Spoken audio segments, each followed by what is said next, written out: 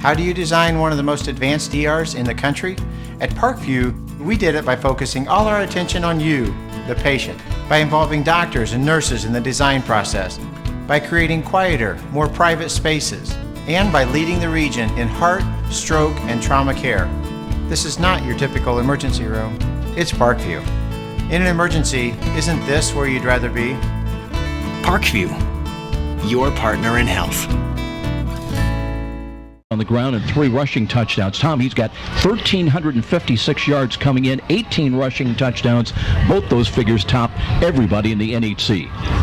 We always see good running backs out at New Haven. Somehow, Coach Jim Rowland comes up with those top running backs, just like some of the teams in the SEC conference, such as Snyder and Northside, etc. What head coach Jim Rowland, I think one of his philosophies is let's have some fun. Don't take it too seriously. Hopefully, they'll have some fun tonight and come out with a victory. Well, playoffs begin next Friday night, but tonight it's all about bragging rights and momentum, building momentum, and what could be a final meeting ever on the football field between these two squads. We'll be back with both head coaches. In fact, Chad Zollman will join us the other side of the break, followed by Jim Rowland. And this is IHSAA football on Fox Sports 1250, The Ticket. I am your typical mom. Christy Newhouse for the Parkview Heart Institute. I'm entrenched in my kids' lives, and I eat a healthy diet, and I'm actually probably the last person you expect to have a major heart event like this happen. One day last year, Christy awoke to deep pain in her chest and jaw that later spread to her arm. I ended up going to Parkview's ER, and they told me I was having a massive heart attack. Teams from Parkview's ER and Heart Institute worked together to save Christy's life, treating the heart attack, restarting her heart after she suffered a cardiac arrest, inserting 2 stents, and equipping her with a wearable defibrillator that was developed in part from clinical research done right here at Parkview.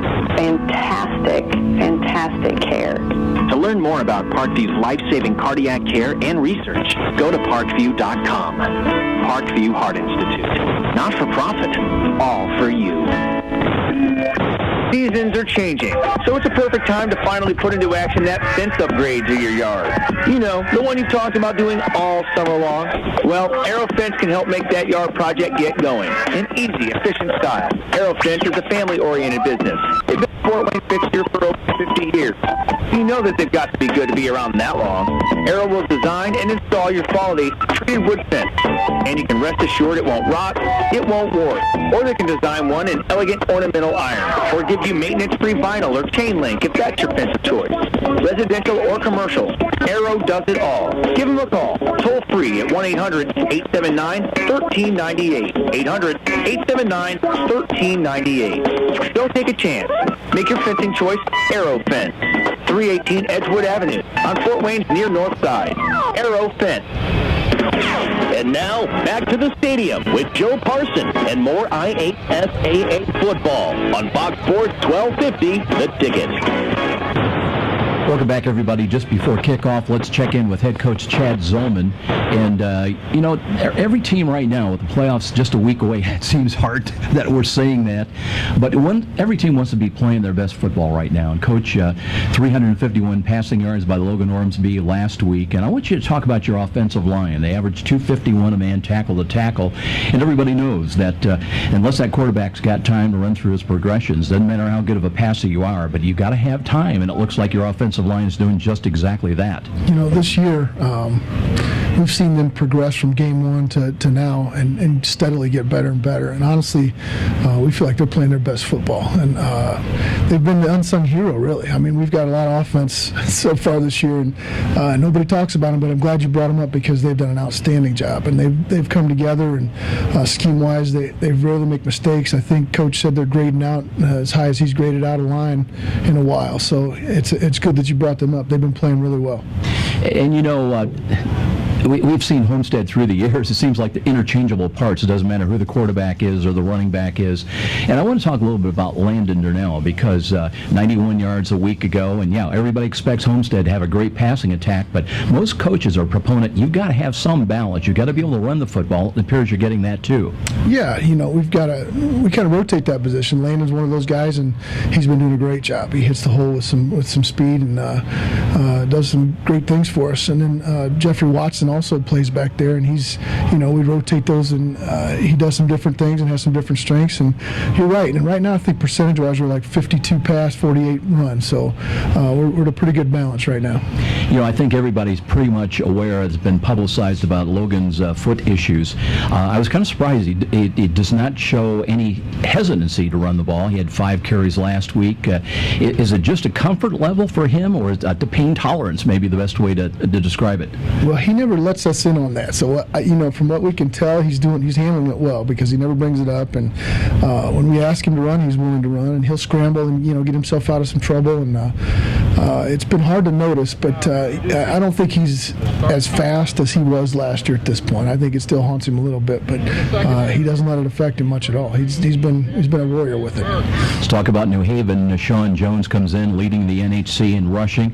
New Haven is kind of the counter opposite of Homestead in a way. They do it with defense and, of course, a great running ball game. How do you look at this matchup tonight and some of the keys from a Spartan standpoint? Well, you're exactly right. They want to run the football, and they've got an outstanding back. He's the best we've seen on film, and I anticipate a rough night trying to keep him corralled, and that's the big issue. Can we handle a run game and on defense and keep the ball out of his hands and slow him down a little bit? And on offense, we just have to. They're very solid defensively, and they do a great job. And we can't have any negative plays and try to stay on target with our progressions and get into a little bit of a rhythm. So that's the keys for us. Is just no negatives on offense and try to corral their speed on defense. Head coach Chad Zolman with his take on the matchup here tonight as Spartans come in at 6-2. They are ranked in 6A by Associated Press number 13, 4-2 in the NHC. Chad Zolman in his 11th year. They are also 3-1 here at home at Dave Walters Memorial Stadium. A year ago, not a good year for Homestead as they struggled a 500 year, 5-5. They were beaten by Carroll in the sectional 49-7. In fact, they lost their 4 games. Obviously doing much, much better this season. We'll take a 1-minute timeout. We'll be back, and it'll be Jim rolling up, and he'll tell us about the Bulldogs coming in. This is IHSAA football on Fox Sports 1250, The Ticket.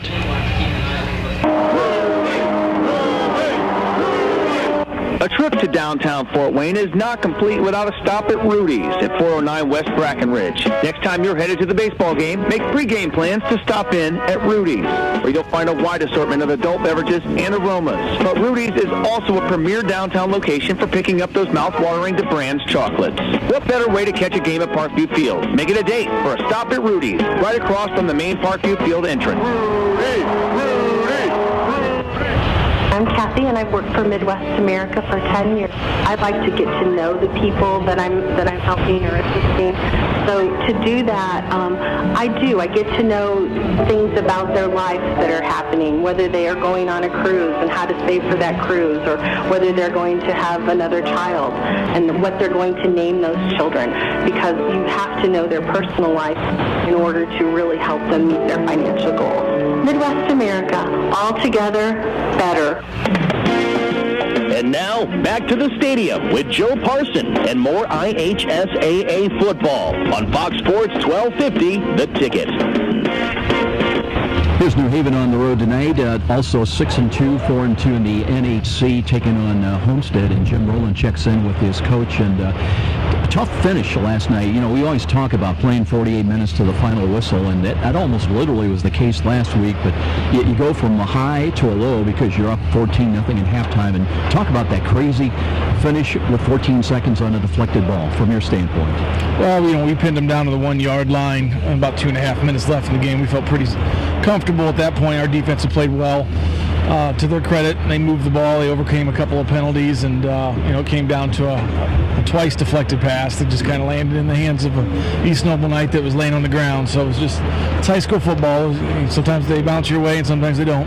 And you're always glad you got another game coming up to kind of focus on. Go ahead and shake hands, please.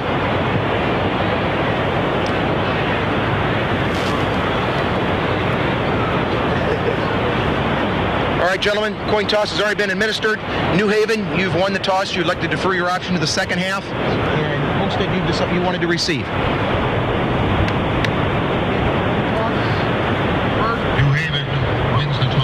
New Haven's won the toss, deferred.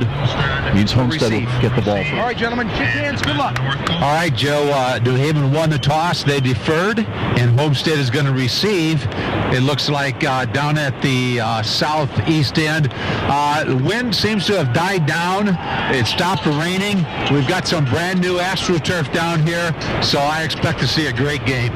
Talk about, you've got the leading rusher in the NHC. You've had, a history of great running backs. Talk about what makes Nishan great, and how does he stack up with some of the others that you've had the pleasure and honor to coach? Nishan Jones is a very, very solid sophomore back. He's got great vision. He's got great balance, great quickness to the hole. He's not afraid to put his shoulder down and get the extra yards.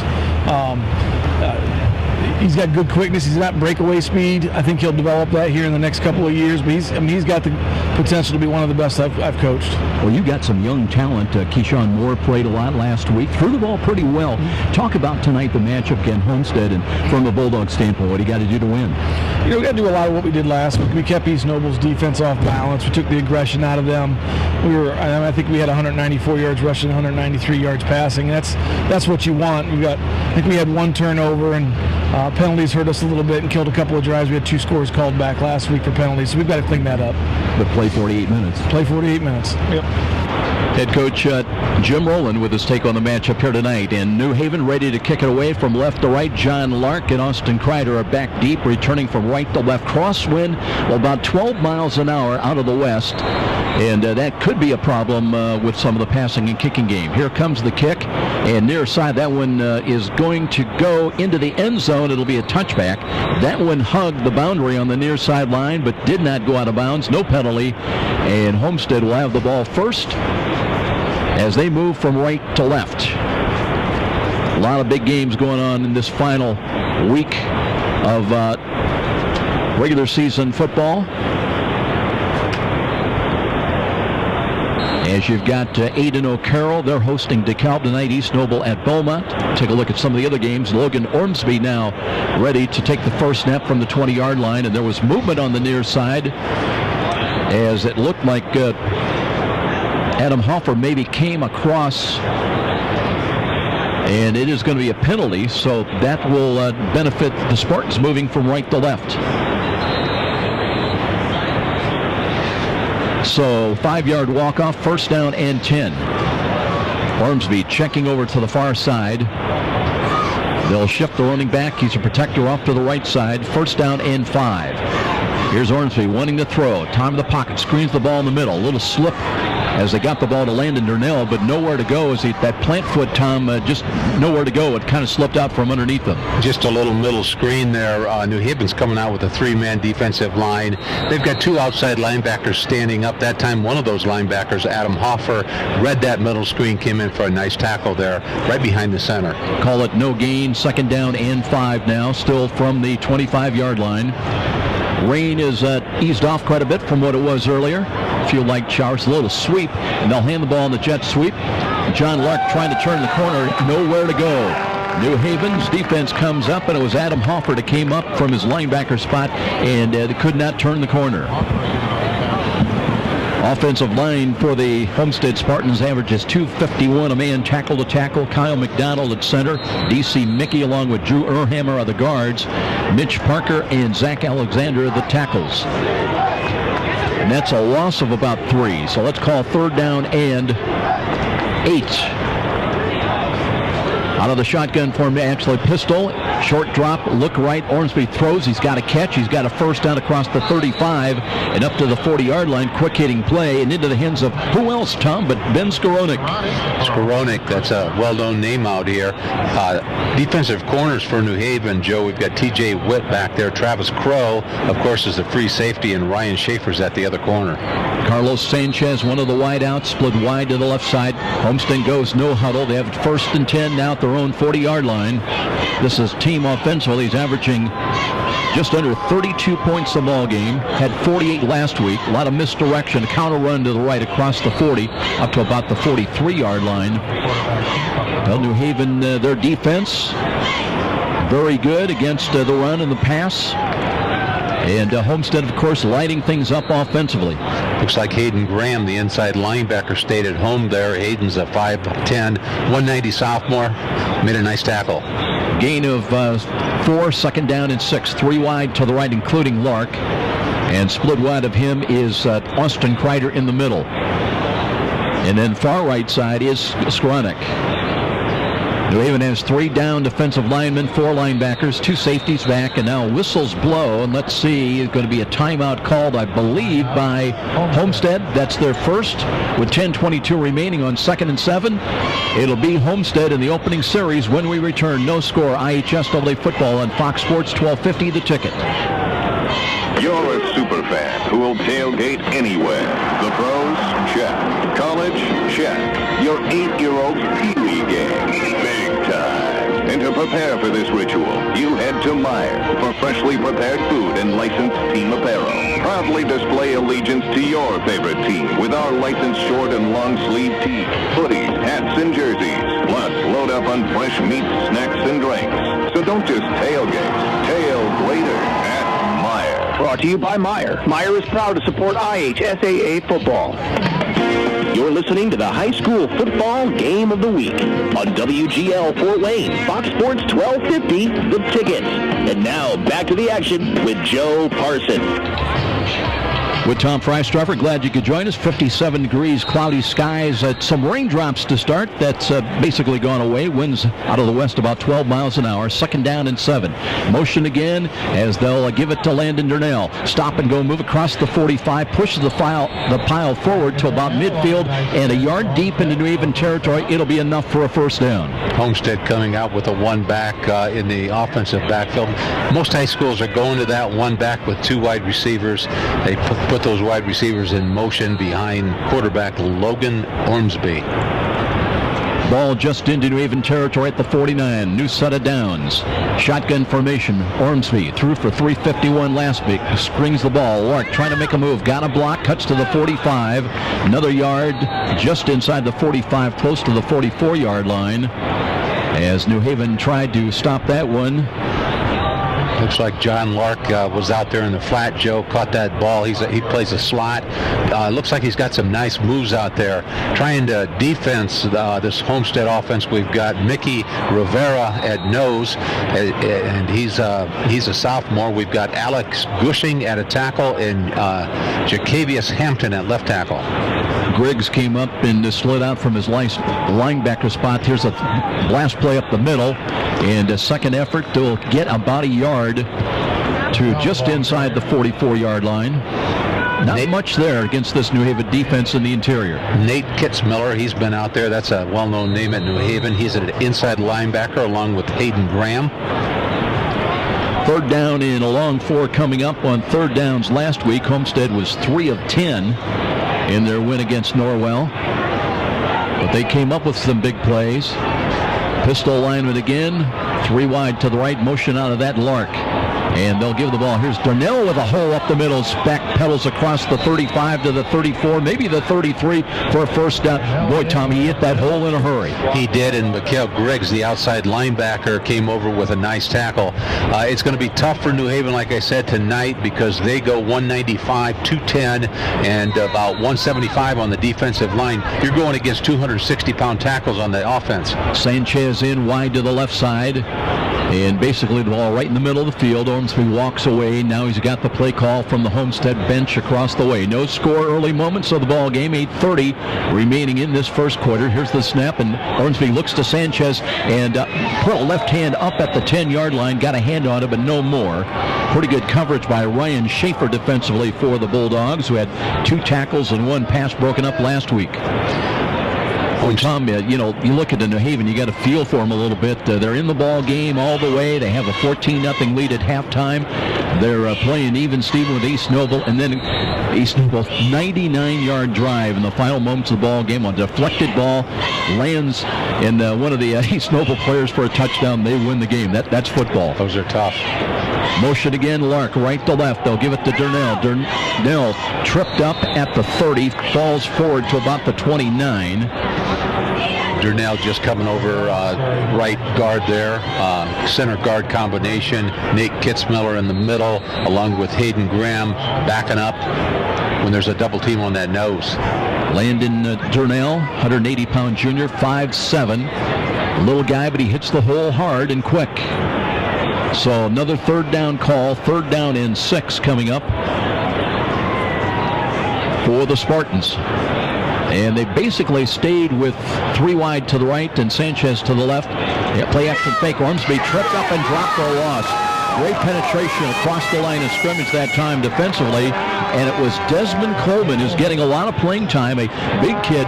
Tommy's 220 pounds, a junior, 6'1". He had 5 tackles, 2 for loss last week against East Noble, and a sack. Boy, Desmond Coleman came in just really quick there. Showed a lot of tenacity and speed on that tackle. Now it'll be 4th down and 9. Spartans are going to go for it with 7:14 remaining in this opening quarter. Trying to get the ball down inside the 25-yard line to convert. Lark in motion again. Ormsby wants to throw, looks right, comes to his left, has running room to the 30, to the 25, slides down, and does he have enough? They're going to mark him down right at the 24-yard line on a 4th down call, and Justin Shippey says that is enough. No, it's not enough, and New Haven is held. So Ormsby, when you slide, it's where you start that slide, not necessarily where you end up from. Exactly right. Where does his knee hit the ground? Logan Ormsby, that quarterback for Homestead tonight, he has got a lot of experience coming into this game with 20 touchdowns, but you have to pat New Haven on the back there with a nice defensive stop. So now the Bulldog offense will come out, and we'll get our first look at the talents of Nashawn Jones. And let's see if it's going to be Keyshawn Moore at quarterback.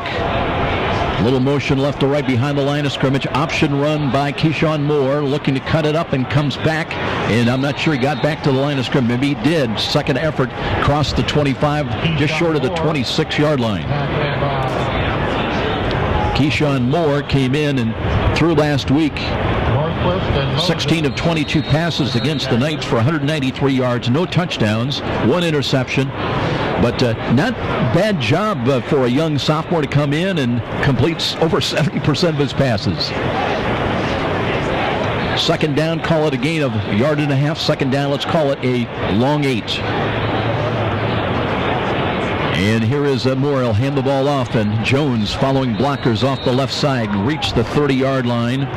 Then New Haven front line averages 250 a man tackle to tackle. Darrell Davidson at center with Trey Tatum and Ricky Sexton the guards. Zach Watson, Jacavius Hampton are the tackles. Defensively for Homestead, Joe, we've got Ben Trevino at right tackle, John Soliski at left tackle. Looks like Gunnar Goebel plays an outside linebacker end, and watch out for Goebel. He's a good defensive player. New Haven looking at 3rd down and 5, trying to get their first down of the ball game. Here's the drop by Keyshawn Moore. Throws the ball right side's got a man. That ball is caught. And down the right sidelines, right into the hands of Bryce Hall. So a great play, great delivery of that ball for Keyshawn Moore. It's good for a 1st down, and now New Haven with a first real scoring chance of the evening. They've got it 1st and 10 at the Homestead 28-yard line. Just a beautiful pass and a beautiful reception by Bryce Hall. That's what New Haven needed at this point in the ball game. We've got 5:37, 0-0 out here at Homestead High School. The Spartans have nothing, and New Haven has got nothing. Bryce Hall was one of the guys in the warm-ups, Tom, I was watching. It was really impressing me, running the routes and catching everything his way. He had 4 catches, 76 yards a week ago in the loss. Empty backfield now for Moore. Looking on the reverse, they hand it on, and it's Travis Crow, I believe, carrying the ball. Let's check that, confirm it. But Travis Crow's kind of their everything. He does everything for New Haven. Had 9 catches a week ago, led them in that category for 87 yards, and will pick up 4 yards on that sweep. Well, we saw a lot of Travis Crow last year, Joe. He came up with 45 receptions from last year off of that New Haven Bulldog team. Crow will stay in the game, sent wide to the left side. That's the wide side of the field. Darrell Davidson ready to snap the ball. They've got an offset eye to the right side. Motion by Crow. Left to right behind the line of scrimmage. Short drop and a throw right side. There's the catch made, but not much there. In fact, they may lose a yard. Not sure they got. It'll be 3rd down and maybe about 6. Let's see where they're going to spot that down marker. Not much, if anything, gained. Looks like New Haven's coming out with a 5-man defensive line. That shows me that head coach Jim Rowland is a little more concerned with that running attack from New Haven than that passing attack. Of course, New Haven's always had some outstanding running backs. Deshaun Jones coming in, started the night with 202 carries, 1,356 rushing yards. He's the tailback now. They've got a wing back. Here's the off-tackle run. He cuts it up. Deshaun Jones powers his way inside the 20, down to about the 16-yard line. Very close to the first down stick. Let's see if it's close enough. It is good for a first down. Deshaun Jones is a sophomore. As Joe said, he's coming in with 1,356 yards, only 5'9" and 174, but he looked like he was running like he weighed 250 pounds, just bowling over the line and pulling defensive players as he went. Tom, it is amazing when you cover these teams year after year. The names change, but really New Haven's known for the running backs, and Homestead is known for the quarterbacks. Play action fake again. Here's Jones trying to break it out to the left side. Good defense, tracking him down. Let's see who came across for the Spartans and wrapped up. And no gain, maybe about a little bit of a loss on that carry. Looks like Matt Anderson, Joe, from the safety position. He plays left safety, came up, helping out Gunnar Goebel, and you've got Earl Hammer at the other end. You know, I had a chance to coach out here in the 70s, and I coached Goebel's daddy out here, so it kind of shows you how old I am. Nose of the football just outside the 15-yard line. It'll bring up 2nd down and 9. They did gain a yard that last carry. And they'll stay with a double wing. And here is Moore wanting to throw, and throws it to the right. Ball was initially caught and then lost. Trey Jackson coming out into the flats, but incomplete. And now it'll bring up 3rd down and long. Well, Jackson had that in his hands. Once again, you got to look the ball in. It was a very nice pass from quarterback Keshawn Moore. He just didn't look it in. Tom, you know, you're looking around the stadium. If you didn't know it was 65 degrees early in the day, you'd swear maybe we're expecting snow. Fortunately not, though. I think we had 60 at the beginning of the game, and it felt like it was 50, Joe. Yeah, I hear you. Strong wind, gusting wind. Keshawn Moore out of the pistol, hands it off, not much there. Gain is inside the 15. Jones maybe picked up maybe about a yard. So bring up 4th down, and let's see if they're going to bring T.J. Moeller on to attempt the field goal. 1 for 1 last week against East Noble, hit a 27-yarder. For the year is 5 of 6, has a long of 29 yards. This one will be about 30 yards out. New Haven, the holder is Bevan Hall. He's also a quarterback. Let's call it 31 yards from just inside the left hash mark. T.J. Moeller trying to get the Bulldogs on the lead.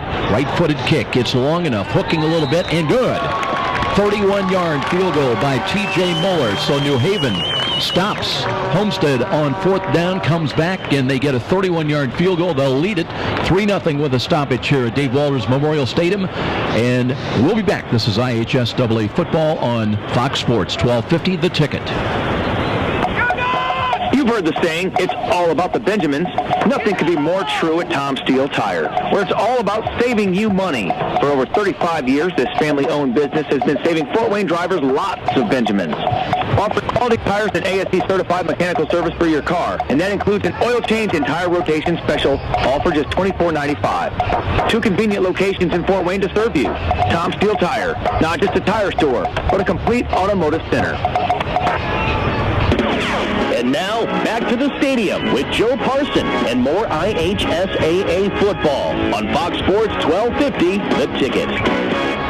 3-0 Bulldogs in the early lead here on the 31-yard field goal by T.J. Moeller. Now the Bulldogs have started the ball game. They'll kick it away again from left to right. You know, looking at Nishawn Jones, the sophomore running back, Joe, we talked about New Haven being famous for these tailbacks, but he's something special. We've seen a lot of good tailbacks this year, but just watching the way he runs and the way he accelerates, he's got to be special. Austin Kreider's back deep. The kick comes near side, fielded at the 20 by one of the up people, cutting across the field to the 25, sweeping wide right, turning the cord to the 30, to the 33-yard line, now coming back across the 35 to the 40, 45-yard line, and that's a run all the way up to midfield.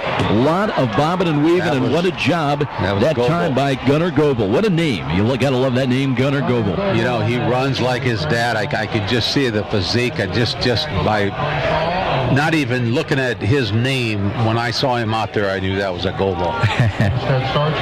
So, obviously, great field position for the Spartans. They trail it 3-0 here at home inside of 3 minutes time remaining opening quarter. Ormsby out of the pistol alignment. Now backs away. They're going to keep Landon Durnell as the running back in there. Chad Zolman said, well, we run a lot of people. We'll run Jeffrey Watson. Can bring in a lot of folks. But Landon Durnell has been getting the bulk of the carries certainly last week. And now play action fake Ormsby wants the throw. Looks and double pumps. The ball was a little bit underthrown. He had a wide open man in the middle of the field, but incomplete. Just a post pattern in the middle there. Hayden Graham, the inside linebacker, really made a nice play because that was more, I think that was thrown more in the safety position, but Hayden Graham got back, was right on top of him, and the receiver just didn't pick up the ball. 2nd down and 10. Austin Kreider was the intended receiver. 3 catches for 92 yards last week against Norwell. Shotgun formation. 2-step drop, and now the quarterback draw. And a run by Ormsby. Ormsby cuts his way to the 40 and angles right side out of bounds to a 35-yard line. And tell you what, does he look like a kid with a broken foot? He doesn't. I was just going to say he looks determined. He looks confident the way he runs. Of course, every quarterback's got to be a good general, but Logan Ormsby definitely knows what he wants to do out there on the football field. Yeah, tough kid playing with a hairline fracture. And I had to laugh at Chad Zolman in the pregame interview. Said, well, we don't know how he is. He just won't tell us, good or bad. Here's the deep handoff. Durnell runs into a little bit of a block right at the 34-yard line and carried the pile forward down inside the 33. Big Mickey Rivera, he's the nose man for New Haven. He hung in there and made a nice tackle. He had some offensive blockers on him, but he still made the tackle. Pickup of 3, 2nd down and 7. Check the clock. It shows just over 2 minutes time remaining in the first quarter. 3-0 in favor of New Haven on the 31-yard field goal by T.J. Moeller. Shotgun formation again. Ormsby looking, and short drop again, steps up, and he'll call his own number, and steps out of a tackle at the 25 to the 20-yard line, slides down with a feet-first slide, and again, they're going to mark him down back around the 17, but I should say at the 18, but that's enough yardage for a first down. You know, Ormsby is sliding like a baseball player out there. You just don't see that much in high school today. I think that's good because you want to keep the health of your quarterback. Ormsby coming in number 1 in passing in the NHC, over 2,000 yards. In fact, with what he's got tonight, over 2,100 yards already. Also came in with 20 touchdowns, and that leads the NHC in that category. Looking for more. Quick slant right side. That one's knocked down as Trey Jackson, I believe, for the Bulldogs, got a hand up and knocked it down, so it'll bring up 2nd down. New Haven now jumping into a 4-man line. Homestead comes out with 4 receivers. They've got 2 slots and 2 wide receivers as split ends with 1 back. Very dangerous type looking offense, so it's very hard for the New Haven defense to even predict what they're going to do. Durnell stays in as the protector, flank to the left. Now they got motion right to left behind the line of scrimmage. On a sweep, they'll hand that ball off, and cutting to the 15, run out of bounds. That was Austin Kreider, and knocked out is coming across Hayden Graham. Kept the damage minimal from a New Haven standpoint. It'll be a pickup of 3, maybe 4 yards for the Spartans. We've got 1:27 left here in the first quarter. Just to hold Homestead to 0 points at this point, the New Haven defense is doing a great job. Yeah, they can put points on the board in a hurry. And, of course, Skoronik, who's wide right now, the leading receiver, And it's going to be an interesting matchup. T.J. Witt's got the coverage. He had an interception last week against East Noble. And he comes up in press coverage. Here's Landon Burnett. No, it's Ormsby. Faked the dive, handoff, kept it himself, cut inside the 15. They're going to mark it down right at the 15-yard line. And it'll be third down, 3rd and 6, or 4th down coming up. Adam Hoffer, the outside linebacker, he's playing to the left of the offensive line of New Haven, or Homestead, to the right of New Haven. He's all over the field. Jack Dugan, who's 7 of 10 in field goals, 2 of 3, a 27-yarder last week. This one will be from 32 yards out. Let's make it 31, and you didn't get it. That one's going to be, it can be returned. That's a live ball as that's Trey Jackson looking for running room down the left side, across the 15, 20, and out of bounds on the Homestead side, up across the 25-yard line. So that one came off really awkwardly. I don't know whether he just topped the ball, but it never made the goal line, Tom. And again, it was Trey Jackson with the handling of it and brings it out. It'll be 1st and 10. New Haven is held. They'll have it 1st and 10 at their own 24. First of all, you don't see that many field goals in high school, but if you do see field goals as a former coach, you got to tell your defensive cornerbacks and your backs to stay back. If it doesn't reach that goalpost, it's a live ball. Exactly. So here we go now. New Haven leading at 3-0. Moore hands it off to Sean Jones for left side, finds a hole, cuts back to the middle, across the 30 to the 34-yard line, and give him another yard to the 35. He just hits that hole so quickly. And Sean Jones, that sophomore, coming in here with 1356 yards coming into the game, only a sophomore, and he is something. You like Jim Rowland's comment? He doesn't have breakaway speed yet. Only a sophomore, and they expect nothing but better things, bigger and better things out of that young man. So it'll be 1st down and 10. Again, they look to Jones. With this time Homestead tries to stack it up. Second effort by Jones carries them up to about the 40-yard line, and that is probably going to be the final play of the opening quarter. We're down to 13 seconds. So it's been a game of field goal attempts, one converted by New Haven, one missed most recently by Homestead. After one here at Dave Walters Memorial Stadium, it's 3-0 in favor of the New Haven Bulldogs. This is IHSAA football on Fox Sports 1250, The Ticket. Sold. Those are the words you expect to hear when selling a home. And Rick Widman from Century 21 Bradley can give your family the advice, expertise, and satisfaction to fit your needs when buying or selling a home. With Rick Widman's 35-plus years of experience, you'll find an effective method to accomplish your goals, select a proper loan, and feel the comfort of your new home. When you think real estate, think Rick Widman at Century 21 Bradley. 260-704-6565. 704-6565. Be sure to ask for Rick. Miss a great high school game recently? Or simply want to revisit that game-changing electric sleigh that turned everything all around? Well, now there's a great new opportunity to do just that. Catch all the exciting action of our live radio broadcast simply by visiting SummitCitySports.com after our game broadcast. Plus, many other high school sports highlights to choose from as well. It's all new and available now at SummitCitySports.com. And now, back to the stadium with Joe Parson and more IHSAA football on Fox Sports 1250, The Ticket. 2nd down and 5 for the Bulldogs. Now they switch sides. They run from right to left. Here's a screen, a bubble screen to the right side. Crow, but he's going nowhere. Knocked down as, boy, you name it, as Homestead had that one well defensed, is coming up. And Gunnar Goebel again was in there on the defensive stop first. Goebel came in, and Matt Anderson, Joe, who's got free safety position there, came up really quick. A lot of big games going on tonight. Columbia City at Norwell in the NHC and the SAC. Couple of 7-1 teams to go at it for the victory bell tonight. Snyder playing at Wayne. The Battle of the Bishops. Dwenger at Lourdes. Northrop taking on Northside Concordia. They're hosting Brebeuf Jesuit. So it'll be 3rd down and 4. Motion Crow left to right. Here's Jones looking for running room and explodes to the spot and has the 1st down up to the 45-yard line and nudges across that, and they'll move the chains. And again, an explosive move off tackle to the right side by Nashawn Jones. Both teams coming in here with identical records in the conference, and it looks like it. A lot of parity out there, very balanced on offense and defense. We've got a 3-0 ball game. Homestead missed that last field goal, but looks like it's really an even-keeled ball game out there. And no mystery about the strategy of Jim Roll and the Bulldogs. They want to run the ball, shorten the game, and keep that Homestead offense on the sidelines as long as they can. Looking to play. Here's an option run by Keyshawn Moore. Got to midfield and into Homestead territory. Brings it down to the 47-yard line. And that young man's got pretty good speed as well. He does. I'm looking at Vance Shear that played last year, Joe. You might have more information on that than I. Is Vance injured, or is they just have... Just a coach's decision. And coach's decision for Moore. Penalty flag dropped right about where the play ended. Justin Shippey's our referee tonight, apparently against New Haven. And that'll be a walk-off of 10 yards.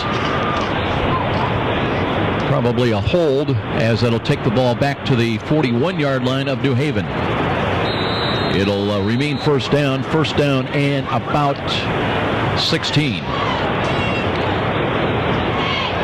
Yeah, let's make it first down and 15. 3 wide to the right. Now it's Moore out of the pistol. Jones, the running back, lined up behind. Option run to the right side. He's cutting it up, and no, Jones is chopped down. He carried again tacklers to about the 45-yard line. And again, kind of a tough guy to bring down, as well as Hunter Terrell was in there on the stop. A linebacker had 12 tackles, joined by Jack Norquist, each with 12 tackles a week ago against Norwell. Not only Northquist and Terrell, but Gunnar Goebel, who's all over the field there tonight, also had a nice game last week. Bulldogs get a lot of that penalty yardage back, but now it's second down and 11. They'll have twins white to the right side and 2 wide to the short side, to the near side as well. And here's Moore. It looked like somebody was leaning, maybe Jones. Procedure is going to be the call against New Haven, so they've had 2 penalties now in their last 3 snaps. Looks like we've got Zach Alexander in the middle out there for Homestead. Zach Alexander is anchoring down that line, and he goes 6'2", 260, both offense and defensive linemen. New Haven had 7 penalties a week ago against East Noble for 56 yards. They come in averaging about 53 yards a game in penalties. There's a throw to right by Moore. This one is right through the outstretched hands, incomplete. And let's see, coming out of the backfield, going to check the number on that, see who that was, but incomplete. And it'll bring up third down. New Haven Bulldogs coming out with 2 sophomores here tonight. We've talked about Keyshawn Moore. He's a sophomore, and the great running back Nashawn Jones is also a sophomore. You don't see that very often in high school football, 2 starters as a sophomore. Isaiah Moore, he's a senior. 5'10", 165, had 1 catch for 20 yards. 15 on the year. He's in motion now, left to right behind the line of scrimmage. Here's Moore, play action fake, wants to throw to the right. This one is too high again, incomplete. Looking for Travis Crow, but no chance on that one. He goes 5'11". He would have had to have been about 6'8", have a shot at that one. So we'll bring up fourth down, and the Bulldogs will punt it away. We've talked about the passing of Homestead and the running of New Haven. What does head coach for Homestead do? He puts in big Zach Alexander. He's got a 5-man line out there. Zach goes 260 to try to stop that line. Austin Kreider's back in punt return. He's had 1 punt return this year for 8 yards. He waits at his own 26. Here's the kick away, wobbly ball. Kreider's got it, trying to make a move, wrapped up and trying to step out of it, and is buried at the 25-yard line. New Haven got a lot of folks downfield in a hurry, and one of those getting to him was going to be Desmond Cohen. So Homestead with the ball back. This will be the 3rd possession of the first half, 9:23 remaining in the second quarter. But it's been only New Haven with the 31-yard field goal by T.J. Muller and a 3-0 lead for New Haven. What we're looking at here is the big 250-pound averaging offensive line of New Haven, Joe, going against that quick defense for New New Haven. And it looks like I said before, it looks like a lot of parity. They're pretty balanced. Bulldogs with two safeties back, and they're about 12 to 15 yards away from the line of scrimmage. Ormsby just trying to settle his team down. They've had some, especially that opening drive, when they were denied on a fourth down bid on a slide that left Ormsby calling his own number just short.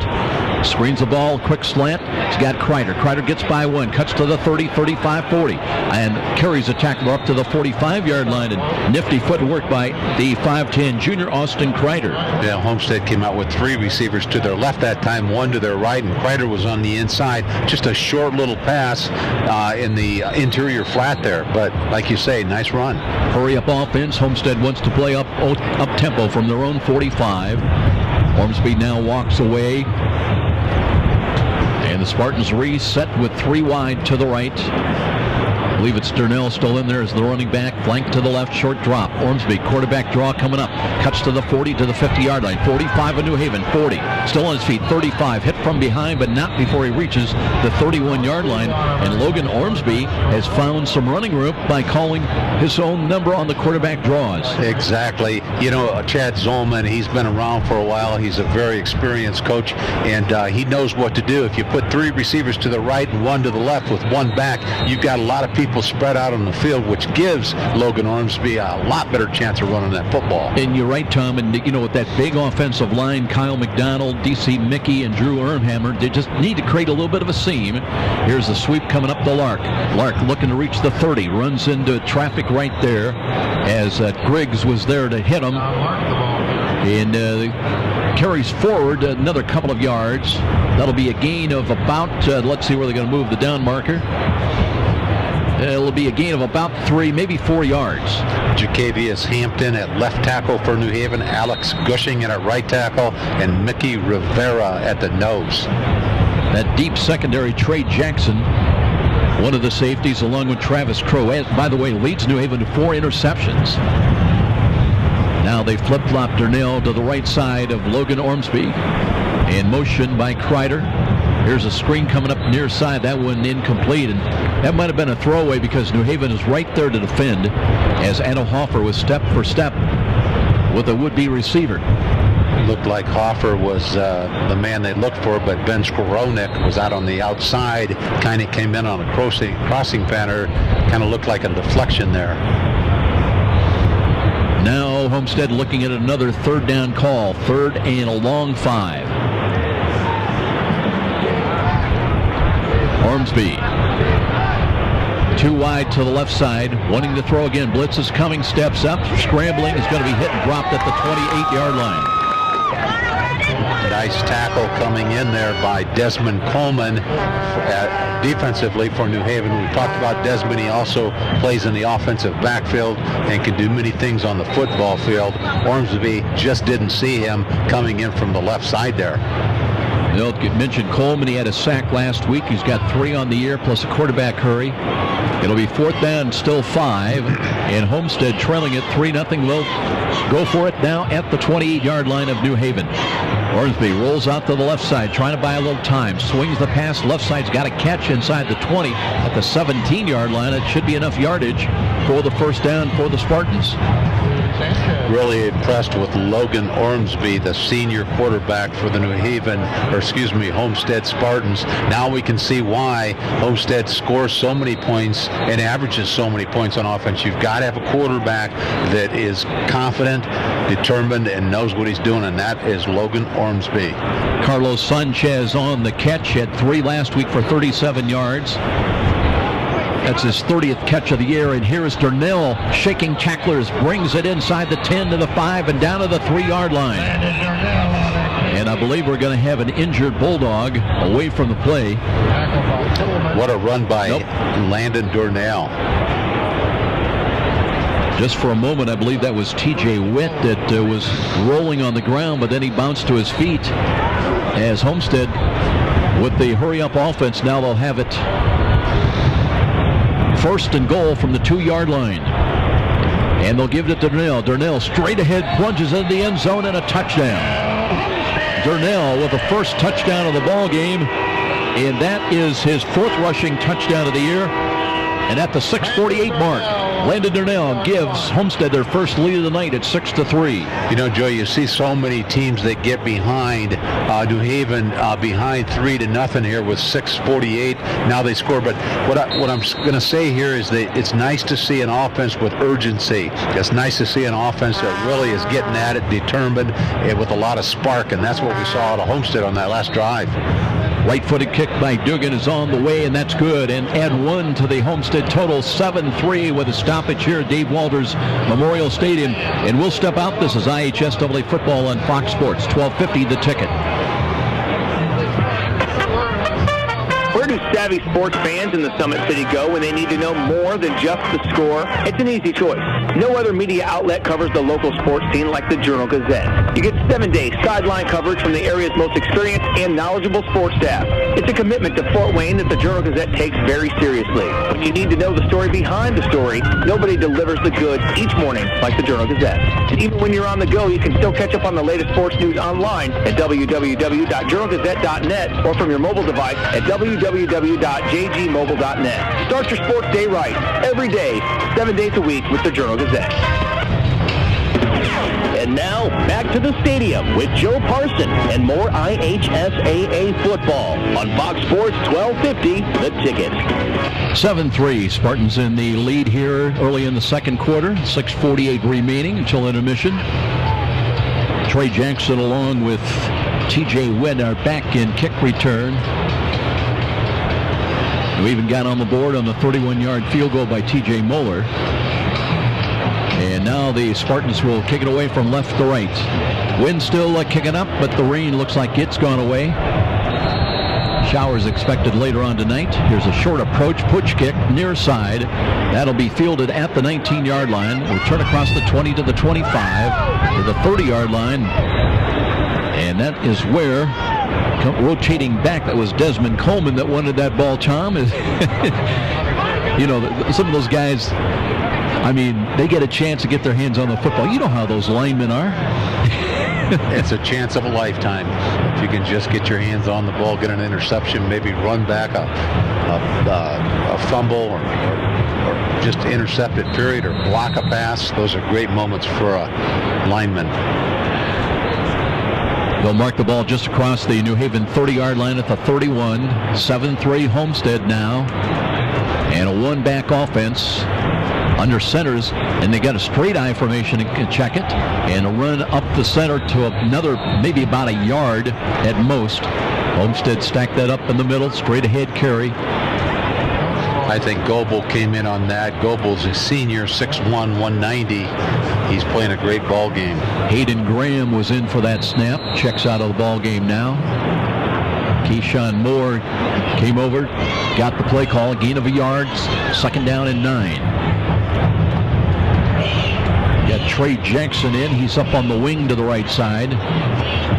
And Moore out of the pistol with Jones lined up behind him. And play action fake and a roll to the right. Moore looking. Will they run? Will they throw? And it's going to be an elusive. Tell you what, they look like they're going to hit him for a loss back at the 30-yard line, but suddenly he's out to the 36, maybe the 37-yard line, and Keyshawn Moore had ideas of a positive gain. Hunter Terrell, the linebacker, we talked about him in his game last week against Norwell. He had that as a loss behind the line of scrimmage, just didn't wrap him up and didn't make the tackle. You know, one of the things I didn't get a chance to ask you, if Hunter is any relation to Zach Terrell, who's up at Western Michigan and really doing well, the quarterback up there. Beat Ball State, didn't they, over the weekend? So it's 3rd down and 3. And they'll give it off to Jones. Jones straight ahead, picks his way across the 40 to the 42, and New Haven's got a first down. When you see the linebackers and you see the defensive backs making the tackles on Homestead's defense, you know that running back, Nashawn Jones, is doing the job. And that's what's happening. He's getting into that second level of linebackers and that third level of defensive backs. Well, of course, the playoffs begin next week. We'll be back here at Dave Walters Memorial Stadium, the 6A Sectional 3 opener between Homestead and Northrop.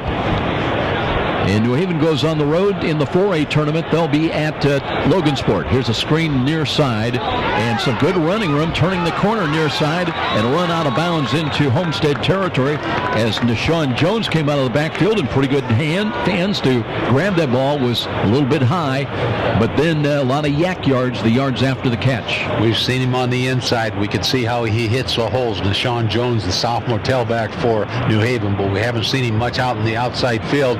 Just looked like a little flag pass out by the sidelines here on our side of the press box. Made a nice catch, and boy, he knew what to do with it after he made the catch. Isaiah Moore is in wide to the right side, and it's going to be Trey Jackson up on the wing to the right. Here's Moore, pitches the ball. Here's Jones. Jones looking to turn the corner.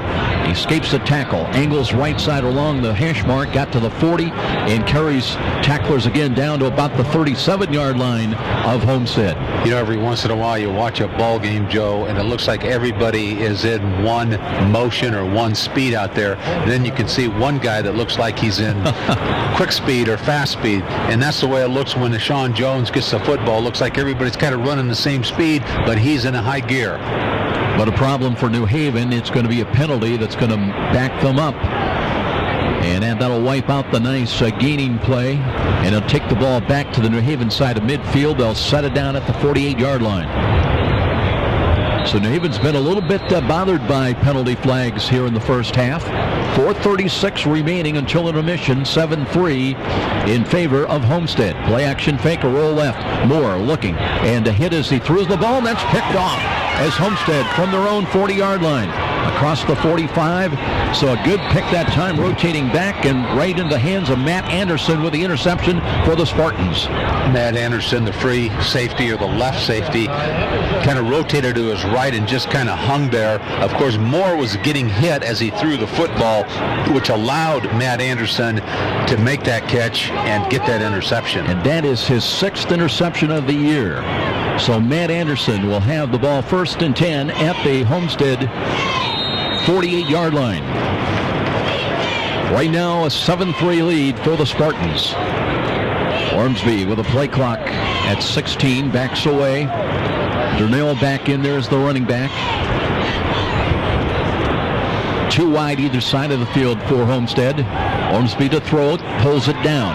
Flush to his left, looking, throws, trying to feather it in. He's got a catch inside the 30 down to the 25-yard line. Nice delivery of that football.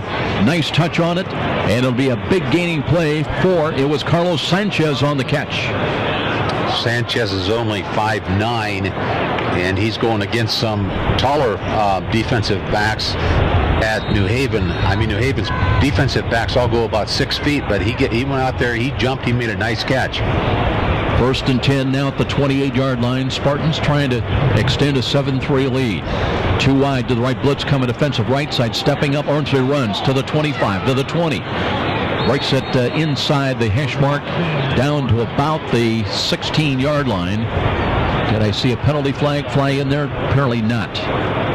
You know, I notice about Logan Ormsby makes quick decisions. At a quarterback, you've got to make those quick decisions. We see so many quarterbacks on the high school and the college level. They're just not making their decisions quick enough. 1st and 10. Ball's back at the 17-yard line from the left side hash mark. Blitz coming again. Here's a screen, and that's a low ball. Sanchez went down, but I don't think he got it off the turf. He did not. 3:47 left in the second quarter. We've got the Homestead Spartans up 7-3. They've got the New Haven Bulldogs on their heels as they've got the football on approximately the 17-yard line and going into the red zone here of the New Haven Bulldogs. You know, Desmond Coleman was coming virtually untouched. They tried, good job by Ormsby throwing right in that direction, but he just couldn't. He had to deliver it a little bit too quick, and Sanchez could not pick it up off the turf. Tight bunch lineup to the left side. Ormsby wants to throw again to the post pattern, laying out for it, incomplete.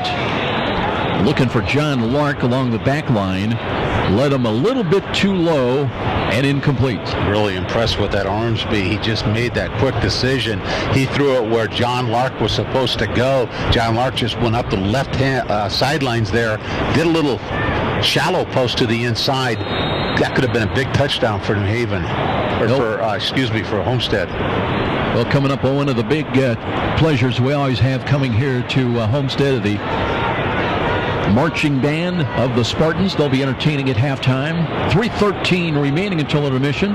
Tom will be checking in with one of the head coaches here, but right now Ormsby, time in the pocket, time again, looking to throw the ball, incomplete, trying to just dump it off of the flats to Landon Durnell, but again, it was Desmond Coleman that was coming and had a piece of Ormsby and really prevented him from stepping into that throw.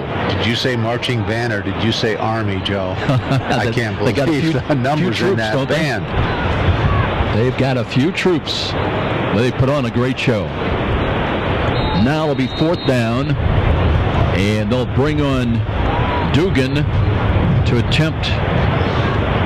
This will be about a 34-yard field goal.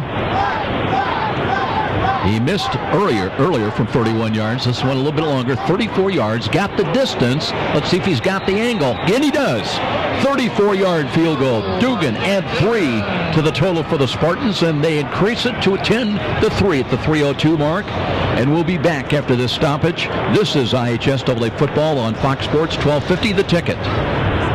From humble roots, some 30 years ago, the name Ruoff Home Mortgage has been built upon a legacy of making dreams of home ownership a reality. Loan officers Doug and Julie Carroll are proud to help you establish your roots with a mortgage for your new home. They understand that every borrower is different, and they work hard to get you a mortgage that fits your needs. Call the Carroll team at 602-9768 to find out which program is right for you.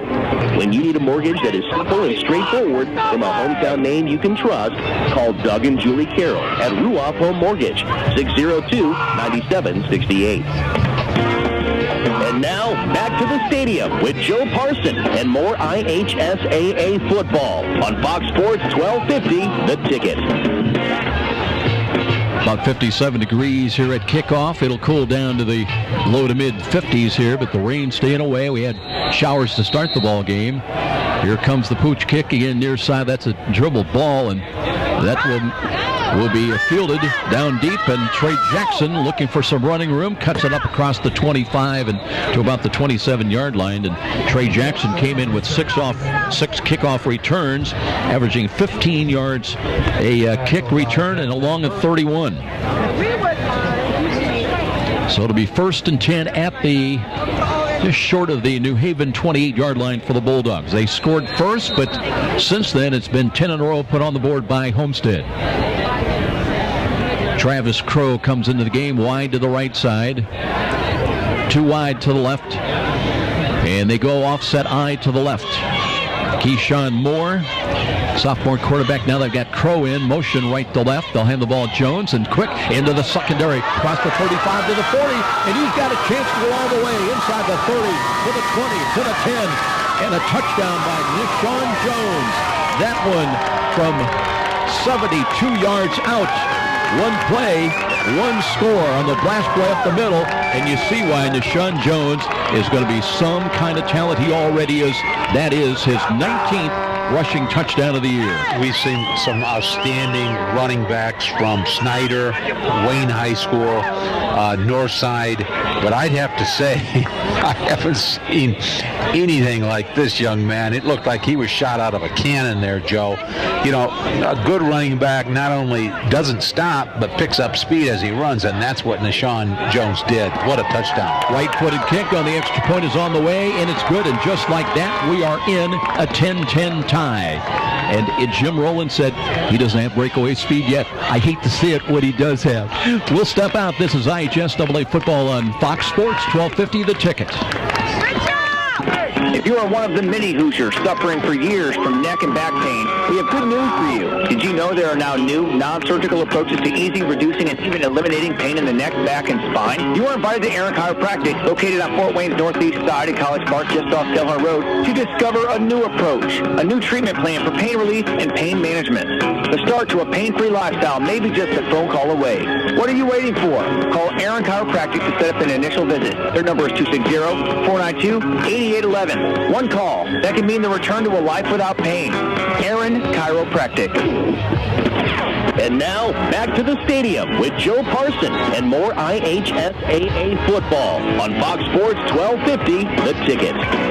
And Deshaun Jones, boy, remember that name because he's 2 more years there at New Haven and going to be something else. 19 rushing touchdowns, and Tom, a bona fide threat. Every time he touches the ball, a threat to score. He sure is. He's fun to watch. Now, how will Homestead answer? Ball blows off the tee, so New Haven will have to have a little help on holding it, but still 2:42 remaining until intermission. New Haven won the toss, deferred, and now the Spartans get ready to see what they can do. John Lark, Austin Kreider back deep, and the ball comes near side. Will it go out of bounds? And it does. So that throws the penalty flag, and a choice for Homestead, either to take the ball up at the 35 or to ask for a re-kick, and it looks like they're going to take the football. No time ran off the clock. We mentioned we'll be back here next week for the 6A sectional. Actually, it'll be the semifinals in week 1 for the 6A teams. And the Spartans will take on the Northrop Bruins here at 7 o'clock. As far as New Haven in the 4A sectional, they go on the road to Logansport. Looks like the shower's beginning to pick up again a little bit. Just in time for you, Tom, to go down there. Here's Ormsby now setting his team down at the 35-yard line. Wants to throw. Time in the pocket. Rolls to his right. Looking. Throws sideline. They've got a catch, and they're going to ruin the catch score on it. Got a foot inbounds. Well, New Haven crowd below. So you think they don't like that call? Well, Homestead with their passing attack behind Logan Ormsby, they're going to try to take it down. They've got it on about the 46-yard line on their own, but they're going to try to take it down, get a quick score here, Joe, before half. Now they've got it at the 47-yard line, still over 2.5 minutes remaining, 10-10 tie. Ormsby again, looking to his left, throws into the flats, got a quick catch, backpedaling across the 45 and up to about the 41-yard line. So it looked like that was Lark on the catch. No, it's Sanchez. And again, kind of Homestead taking what New Haven gives it defensively. Ormsby knows exactly what he wants to do, putting 2 receivers out to the right, 2 out to the left, which gives him a lot of room back there to make a quick decision. Homestead with 2 timeouts remaining, stepping up. Ormsby calls his own number, cuts to the 40, 35, running right, cuts inside the 35, angled out of bounds on the near sidelines, around the 31, maybe the 30, had to get to about the 30 to pick up the first down. Looks like we've got a flag on the play. I think it's against Homestead, so that's going to take that play back, Joe. So no first down. Backing up the Spartans. Justin Shippey, our referee. Penalty flag is laying right at the 42-yard line. Looks like it was holding against Homestead Spartans. And from the spot of that flag, that'll move the ball back into Homestead territory at the 48-yard line now. So it'll be first down.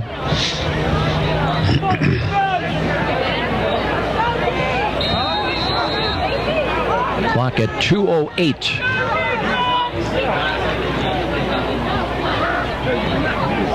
Lark, Kreider, Sanchez, and Skronik are the wideouts. And it'll be first down and 20.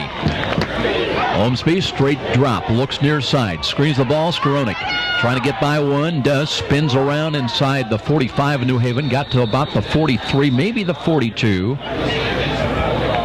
And the clock will continue to move with under 2 minutes now remaining. So that's going to get some of that penalty yardage back. It'll be second down and 11. Now they've got trips to the right, the short side of the field, 1 wide, Sanchez to the left. Durnell backs away, so does Ormsby. Play clock at 14. Now, Ormsby ready, out of the pistol alignment once again. Low snap, but he's got it. Looks left, throws the downfield. He's got a man, Sanchez, just beyond his outstretched hands at the 10-yard line. If he has that one, it's 6.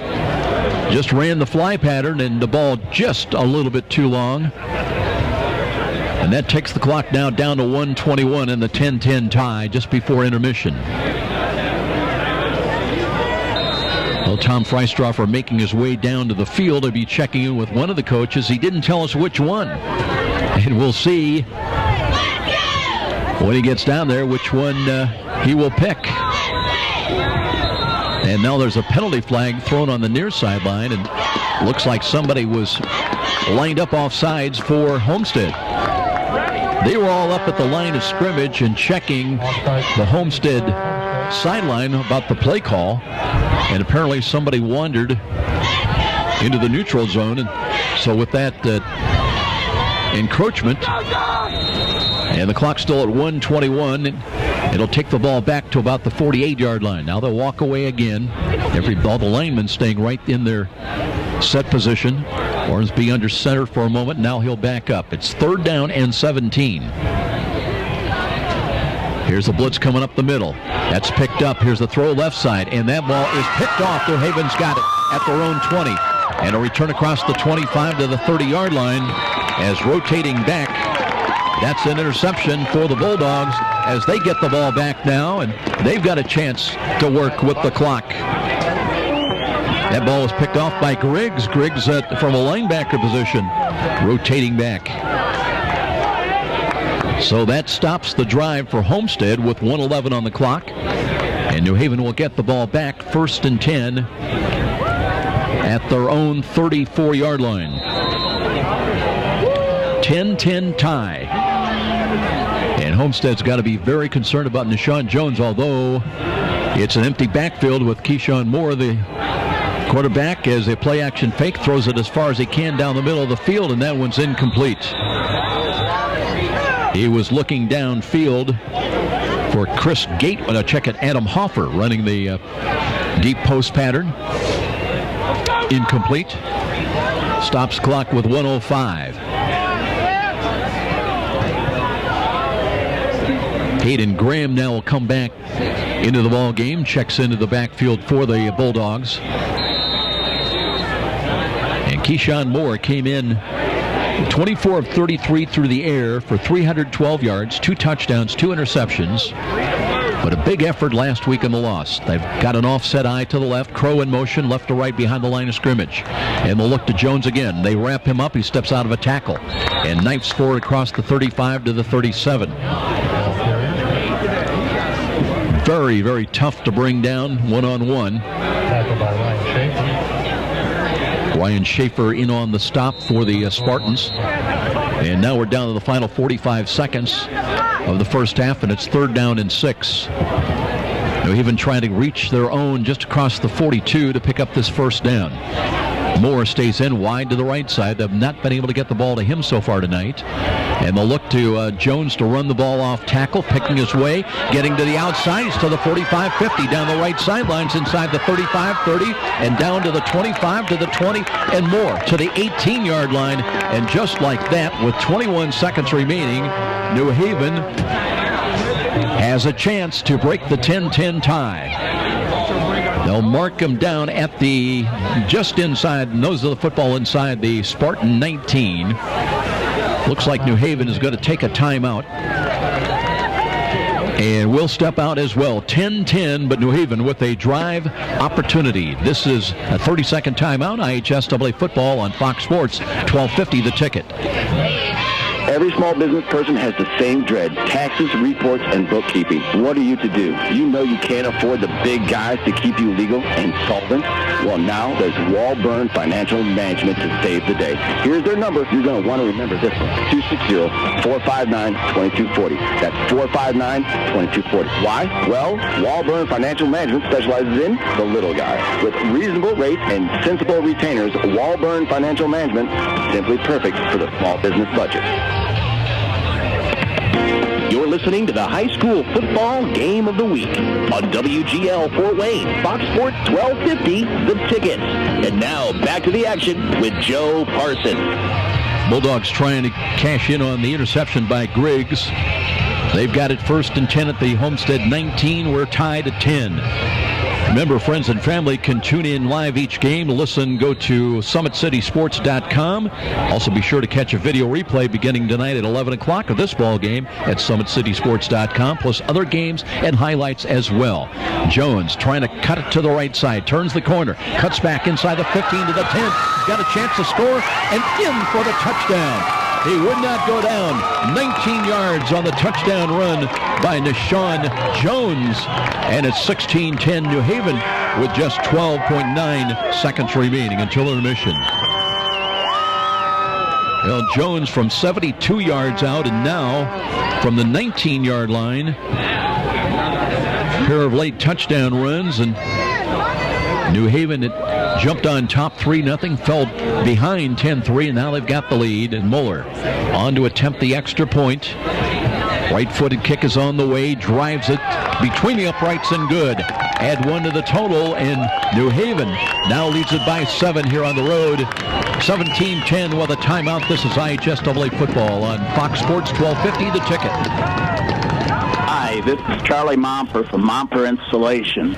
After last winter's brutal temperatures and record-breaking wind chills, it's not too early to start thinking about adding insulation to your attic, sidewalls, and crawl space. By adding additional insulation, you can cut your energy costs up to 30%.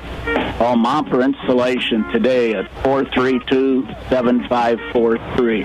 Momper, the #1 name in insulation since 1956. And now, back to the stadium with Joe Parson and more IHSAA football on Fox Sports 1250, The Ticket. Well, New Haven puts 14 points on the board in under 3 minutes. Actually, a little over 2.5 minutes as they now break the tie. They lead at 17-10. They'll kick the ball away right to left. Line drive kick, angling, fielded at the 5 on the fly. Returned to the 10, 15, 20 by Kreider. 25, 30 down the near sidelines. And looking for blockers, backpedals across the 40, all the way up to the 45-yard line. There is a penalty flag thrown by the referee, Justin Shippey, back around the 30-yard line. So let's see if that's going to back the Spartans up. They were going to have very good field position. With 4.7 seconds remaining, kind of academic. They'll have time for basically maybe just take a knee here. Penalty will back them up. And this will move it back inside the 25. Down to the 20-yard line is where they'll set the ball down.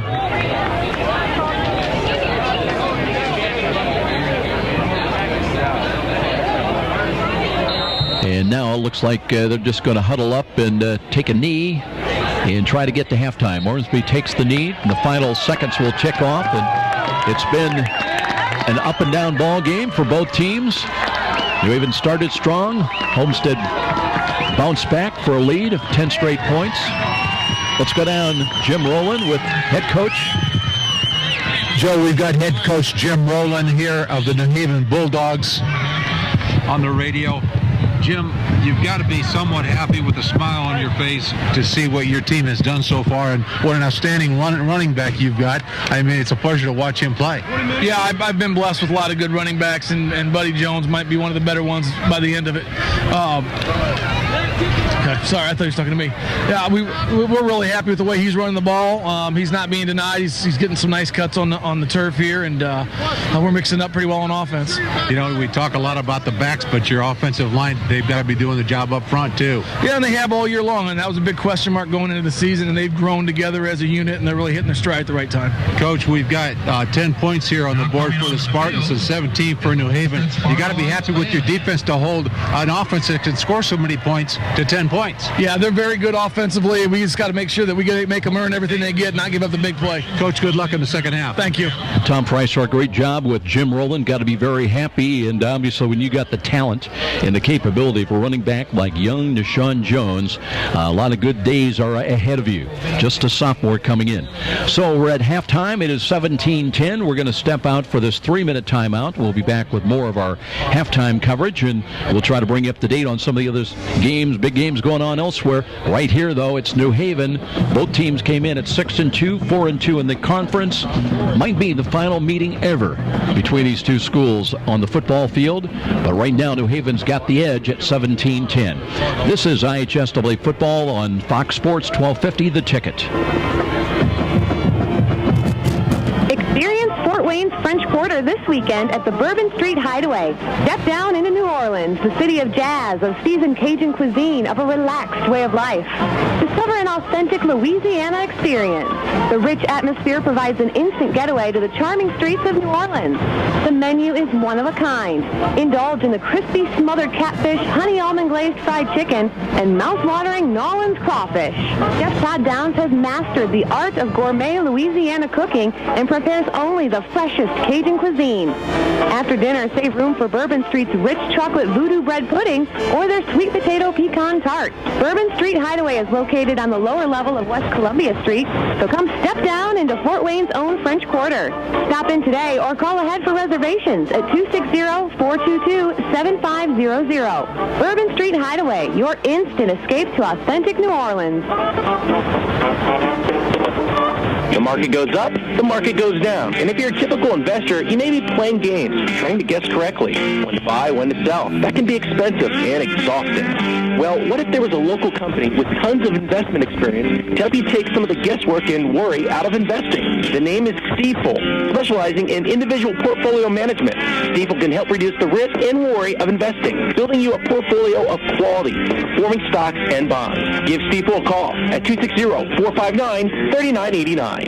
Frank the Buffalo here. With Fios Internet from Frontier, I can be on any device I want, in any room I want, and feel like I'm in the front row. Get the ultimate internet experience with 100% fiber optics. Call 1-888-FRONTIER today to get Fios Internet for $19.99 a month with qualifying phone service and enjoy a 2-year price guarantee, free Wi-Fi router, no contract, and no rate hikes. Front row seats without the crowd. Perfect. Limited time offer. Taxes, fees, and other restrictions apply. Subject to availability. Fios Marks owned by Verizon Trademark Services LLC. Used under license. I am your typical mom. Christy Newhouse for the Parkview Heart Institute. You know, I'm entrenched in my kids' lives, and I eat a healthy diet, and I'm actually probably the last person you expect to have a major heart event like this happen. One day last year, Christy awoke to deep pain in her chest and jaw that later spread to her arm. I ended up going to Parkview's ER, and they told me I was having a massive heart attack. Teams from Parkview's ER and Heart Institute worked together to save Christy's life, treating the heart attack, restarting her heart after she suffered a cardiac arrest, inserting 2 stents, and equipping her with a wearable defibrillator that was developed in part from clinical research done right here at Parkview. Fantastic, fantastic care. To learn more about Parkview's life-saving cardiac care and research, go to parkview.com. Parkview Heart Institute. Not for profit, all for you. And now, back to the stadium with Joe Parson and more IHSAA football on Fox Sports 1250, The Ticket. Welcome back, everybody, with Tom Freistroff. I'm Joe Parson. We're at Dave Walters Memorial Stadium as we have the Homestead Marching Band entertaining here at halftime. Let's take a look at the scoring here of the first half. Homestead got the ball first, and we're on the move, but on a 4th down bid, they came up just short, turned the ball over to the Bulldogs at their own 25-yard line, and that would lead to a 31-yard field goal by T.J. Moeller at the 3:04 mark. And the first quarter would end in favor of New Haven 3-0 as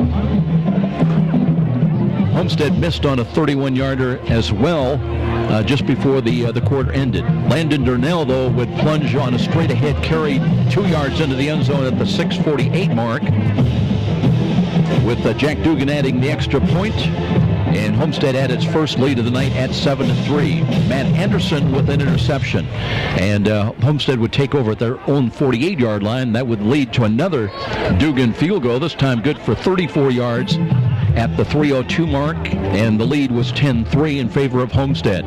But after the kickoff, on one play, with the ball at the 28, it would be a 72-yard dash to pay dirt by Sean Jones at the 2:42 mark. Muller added the extra point. We're in a 10-10 tie. Griggs with a pick, getting the ball to New Haven in their hands at their own 34-yard line, and that would lead to another Deshaun Jones touchdown run, good for 19 yards as he cut back into the middle of the field with just under 13 seconds remaining. Muller with the extra point, and that's where we are here at halftime at 17-10. Tom Freister comes back in now, and Jim Rowland obviously very happy with it's easy to say, hey, Deshaun Jones is doing a good job, but I thought you had a good point, Tom, talking about that line's got to be opening up some holes for him. Oh, absolutely. Absolutely. Deshaun Jones hits that hole so quickly, but there's got to be a hole there to hit. And obviously there is. He's just an outstanding back. He hits it, like I said before, it's like he's being shot out of a cannon. Never stops, never breaks stride, and just an enjoyment to watch. And you got to be careful on a night like this. Turnovers can always be a big factor in the final outcome. Each team's had an interception, and right now it's been kind of a missed opportunity, missed a field goal, and then, like I said, on that opening drive for Homestead, where Ormsby thought he had it on the fourth down bid, down deep inside the 30-yard line, but when you come with a feet-first slide, it's where you begin that slide, not where you end up, and that turned the ball over to New Haven. That was kind of a pivotal play early in this ball game. It was. I got to be impressed with Ormsby. He's coming in here with over 2,000 yards passing from last year. Makes quick decisions. Very good passer. Of course, there's a wide open offense here with Homestead, but Ormsby's moving the ball. Let's give Jack Dugan, the kicker for Homestead, a pat on the back. He's got 2 field goals here tonight. You don't see that often in high school football where field goals come into play, but he's got 2 here tonight at the stadium. Well, think about, you mentioned Ormsby, and he's over 2,100 yards already for this season. Remember, he missed some action because of that foot injury earlier in the year, so a guy that also has played very well. We're going to take another 3-minute timeout, and we'll bring you up to date. A couple of other scores going on elsewhere, because there are other games of importance in Northeast Indiana as well. But right here tonight, it is New Haven, and they have the lead at halftime over Homestead 17-10. And this is IHSAA football on Fox Sports 1250, The Ticket. We all want the very best for our loved ones, and that includes our pets. AeroFence can give your pet dog the protection you want, along with the freedom to roam that your pooch wants, using Aero's Dog Watch Hidden Fence. Far cheaper, yet far more versatile than most traditional fences. Aero's new Dog Watch Hidden Fence uses a simple learning program through an electric signal beamed to your dog's collar that gives an alert when he is reaching property boundaries. It's safe, simple, effective, affordable protection for Poochie. Call AeroFence at 260-471-PETS. The Dog Watch Hidden Fence, your dog's best bet, giving him freedom to roam. Next time you're downtown and needing to feed your sweet tooth, you're just a few steps away from Rudy's, Fort Wayne's perfect location for stocking up on those famous to brands gourmet chocolates the Summit City is famous for. Rudy's is located just catty-corner from the main entrance to Parkview Field. In fact, Rudy's is a great place to meet up with friends before an event at the ballpark. There's even outside patio seating, ideal for relaxing after work. With a wide assortment of adult beverages and aromas to choose from as well, Rudy's, distinctly different in downtown Fort Wayne. I'm Kathy, and I've worked for Midwest America for 10 years. I like to get to know the people that I'm helping or assisting. So to do that, I get to know things about their life that are happening, whether they are going on a cruise and how to save for that cruise, or whether they're going to have another child and what they're going to name those children, because you have to know their personal life in order to really help them meet their financial goals. Midwest America, all together, better. You're a super fan who will tailgate anywhere. The pros? Check. College? Check. Your 8-year-old's Pee-wee game? Big time. And to prepare for this ritual, you head to Meijer for freshly prepared food and licensed team apparel. Proudly display allegiance to your favorite team with our licensed short and long sleeve tees, hoodies, hats, and jerseys. Plus, load up on fresh meats, snacks, and drinks. So don't just tailgate. Tail later at Meijer. Brought to you by Meijer. Meijer is proud to support IHSAA football. You've heard the saying, it's all about the Benjamins. Nothing could be more true at Tom Steele Tire, where it's all about saving you money. For over 35 years, this family-owned business has been saving Fort Wayne drivers lots of Benjamins. Offering quality tires and ASE-certified mechanical service for your car, and that includes an oil change and tire rotation special, all for just $24.95. 2 convenient locations in Fort Wayne to serve you. Tom Steele Tire, not just a tire store, but a complete automotive center. And now, back to the stadium with Joe Parson and more IHSAA football on Fox Sports 1250, The Ticket. Homestead Marching Band entertaining here at halftime. It is a 17-10 lead, though, by New Haven. Let's take a look at a couple of other games going on elsewhere. And it is Wayne in the lead over Snyder at 20-13. Last report in that ball game. Also in the Battle of the Bishops, it is Bishop Luers with a 21-14 lead over Bishop Dwenger. A couple of other games in the IHSAA tonight. Leo hosting Bluffton Heritage. They're home to Jay County. And Adams Central, they are taking on Woodland. As far as the matchups next week in the tournament, the first round, and interesting now that the IHSAA has gone to 6 divisions, 6 classes, if you will, in 6A, effectively the games next week are for the semifinals of a sectional championship. And we'll be following the game here at Homestead with Northrop. And the other bracket, it's Carroll playing at Warsaw. The winners of those games, of those 2 games, will play then 2 weeks from tonight for the sectional championship. And they're going to get a bye somewhere, and I haven't looked that closely yet, Tom, to figure that one out. But as far as the 5A sectional 12 matchup, North plays at Wayne. Remember, Snyder's at Wayne tonight for the battle for the Victory Bell. And Snyder plays at Huntington North next Friday night. In 4A sectional 19, Leo at Wawasee, Northridge at Angola. Dwenger goes on the road at Northridge. By the way, it's DeKalb at East Noble. In 4A sectional 20, Columbia City at Southside. New Haven goes on the road to play the Berries of Logansport. And Norwell also on the road at Frankfort. Can you imagine a sectional game where you've got to go from Norwell all the way down to Frankfort in game 1? That is unheard of. Jay County at Marion in the other game of that sectional 20 bracket. 3A sectional 27, Garrett on the road at Lakeview. Belmont hosts Whitco. Luers at Concordia. And Heritage at West Noble. In Class 2A, Sectional 34, Prairie Heights at Bremen, Wabash at Manchester, Central Noble plays at Eastside, and Woodland on the road at Cherubusco.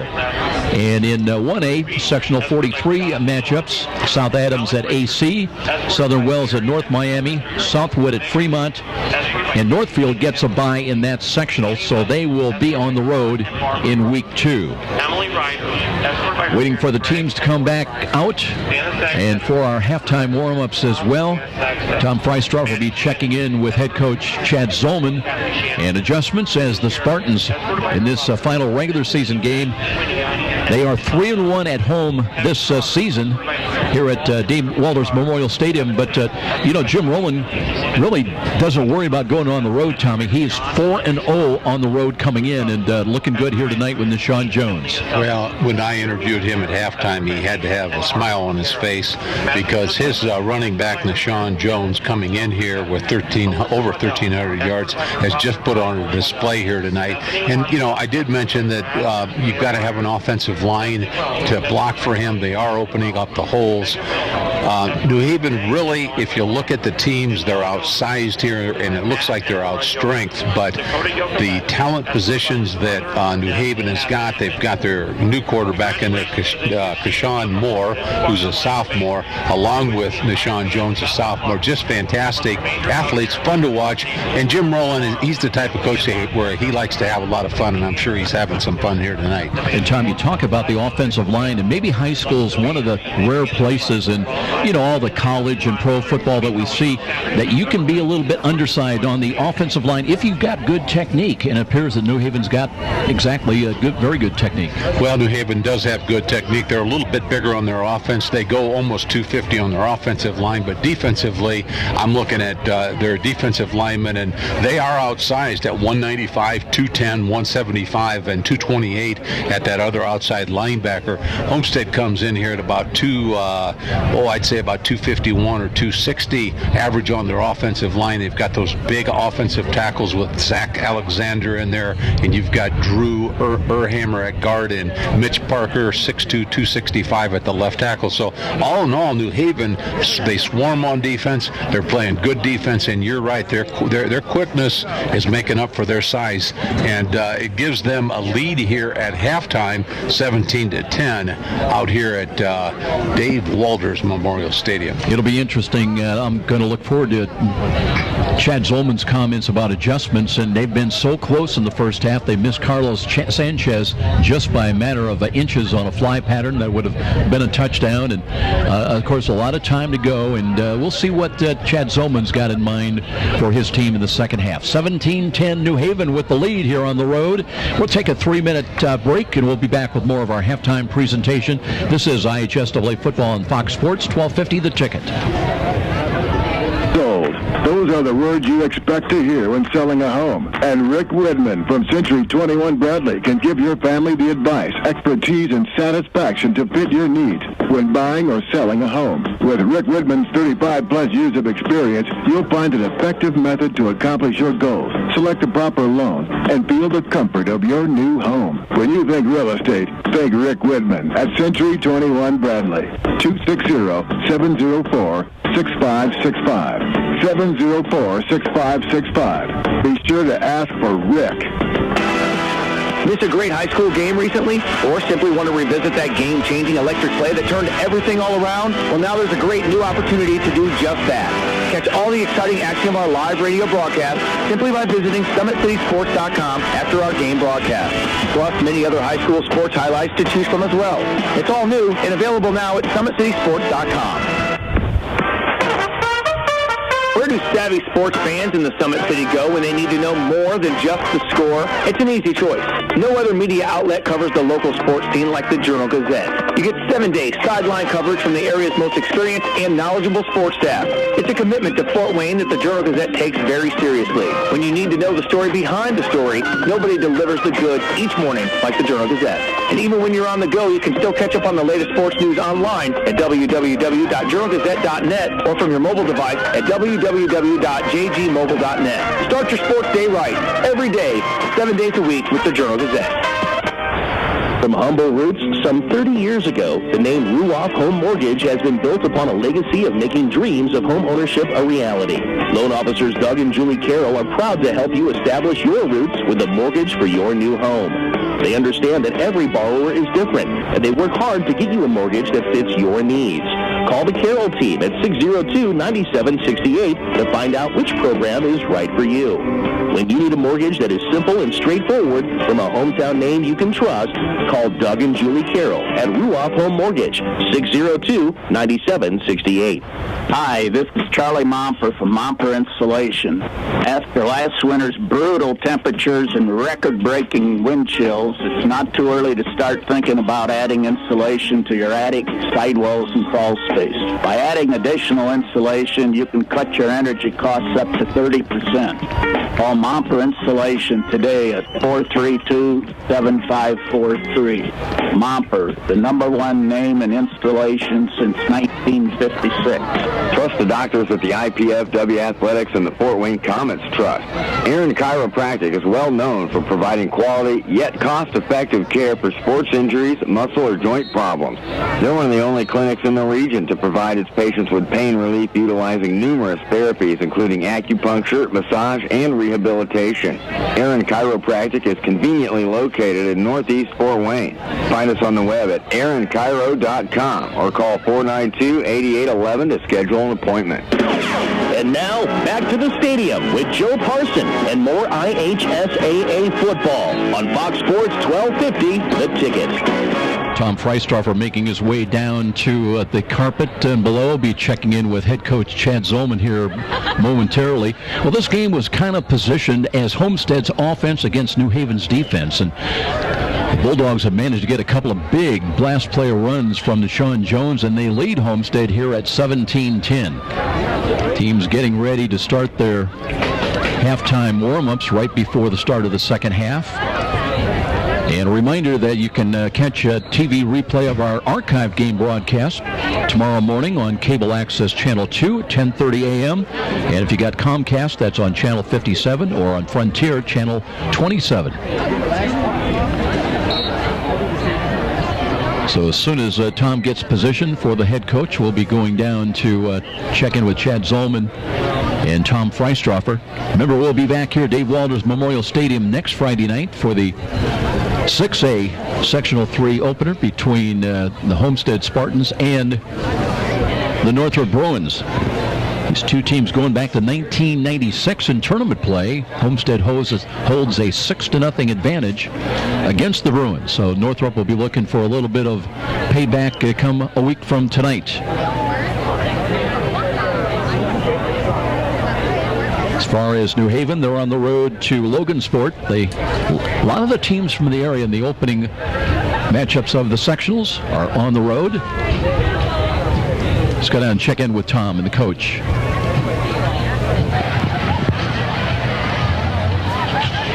Joe, we've got head coach Chad Zollman here with the Homestead Spartans. Coach, if find yourself down here 17-10 at half, it's not every week that a defense or any defense has to go against a back like Deshaun Jones. I saw you brought a big tackle, Alexander, down to a 5-man line. What kind of adjustments do you make on a guy like that? Well, I feel like we just got to tackle better. I feel like we had people at the point of attack that got there, but then he just makes us miss, and then he gets a little space and makes another guy miss. And you got to tackle a back like him with numbers. And we didn't get enough guys at the point of attack. We didn't get enough guys surrounding him. So that happens. He's a good back. He's going to take advantage of it. Well, I know you've got a prolific offense, and Logan Ormsby, he makes quick decisions. I think overall your offense has been doing a pretty good job here tonight. Yeah. We feel like, well, getting the red zone a couple times, we'd like to have finished with some touchdowns, but we've been moving the ball okay on them. Well, your kicking game's going, your specialty teams there are moving, and anybody can win this ball game here tonight, Coach. Good luck to you in the second half. Thank you. All right. Tom Freistraub with head coach Chad Zollman of Homestead. As we get ready for the start of the second half, we'll be back in 60 seconds to Dave Walters Memorial Stadium, 17-10 New Haven. This is IHSAA football on Fox Sports 1250 The Ticket.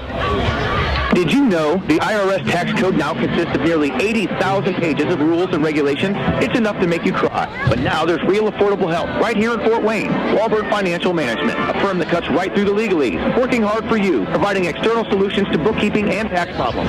Walburn Financial Management, taking flawless care of all your personal reporting, P&L, or even individual tax requirements. Give them a call, 260-459-2240. You'll sleep better at night being assured everything's taken care of. Walburn Financial Management.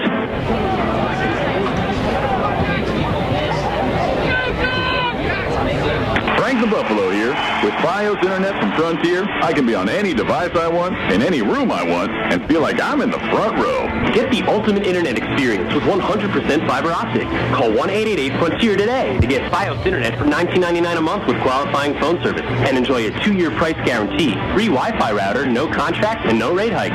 Front row seats without the crowd. Perfect. Limited time offer. Taxes, fees, and other restrictions apply. Subject to availability. Fios Marks owned by Verizon Trademark Services, LLC, and used under license. And now, back to the stadium with Joe Parson and more IHSAA football on Fox Sports 1250, The Ticket. Glad you could join us tonight here at Homestead. The Spartans will kick it away from left to right. New Haven won the toss, deferred to start the ball game. They'll have Trey Jackson back deep. Comes into the ball game with 6 kickoff returns with a long of 31. TJ Witt, a couple of kickoff returns as well, a long of 28. They wait back inside the 15-yard line, and we are ready to go to start here the second half. New Haven by 7. Long, deep kickoff coming down the middle. And leaping at the 6. That's Jackson. Jackson works left side across the 15 to the 20 and brought down at the 23-yard line. So that is where the New Haven Bulldogs and Deshaun Jones will check into the ball game on the first snap to begin the second half. They lead at 17-10. A year ago, Jim Rowland's team was 11-2. They beat Norwell 37-7 for a sectional championship, then lost 42-7 to Dwenger in the regional. Hoping for another sectional chance this year. Now Trey Jackson comes in as the running back, and Deshaun Jones is the offset to the right. And Jackson stacked up and will not get back to the line of scrimmage. So Homestead getting a lot of folks involved. Deshaun Jones, ball carrier, tackle at the line of scrimmage. They'll call that, a loss of about a half a yard. So second down And let's call it 11. Now a full yard loss as they come up to the line of scrimmage. Isaiah Moore wide to the right side. Empty backfield for Keyshawn Moore. Moore barking out the signals. 2 wide to the left, 3 wide to the right. Moore ready to take the snap. Quarterback draws. He looks for running room. He's got it. Across the 25 to the 30-yard line and up to the 31-yard line. So quick hitting play on the quarterback draw call all the way, Tom. That's a design play.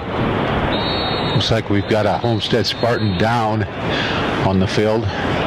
Can't quite see who that is. It looks like number 34.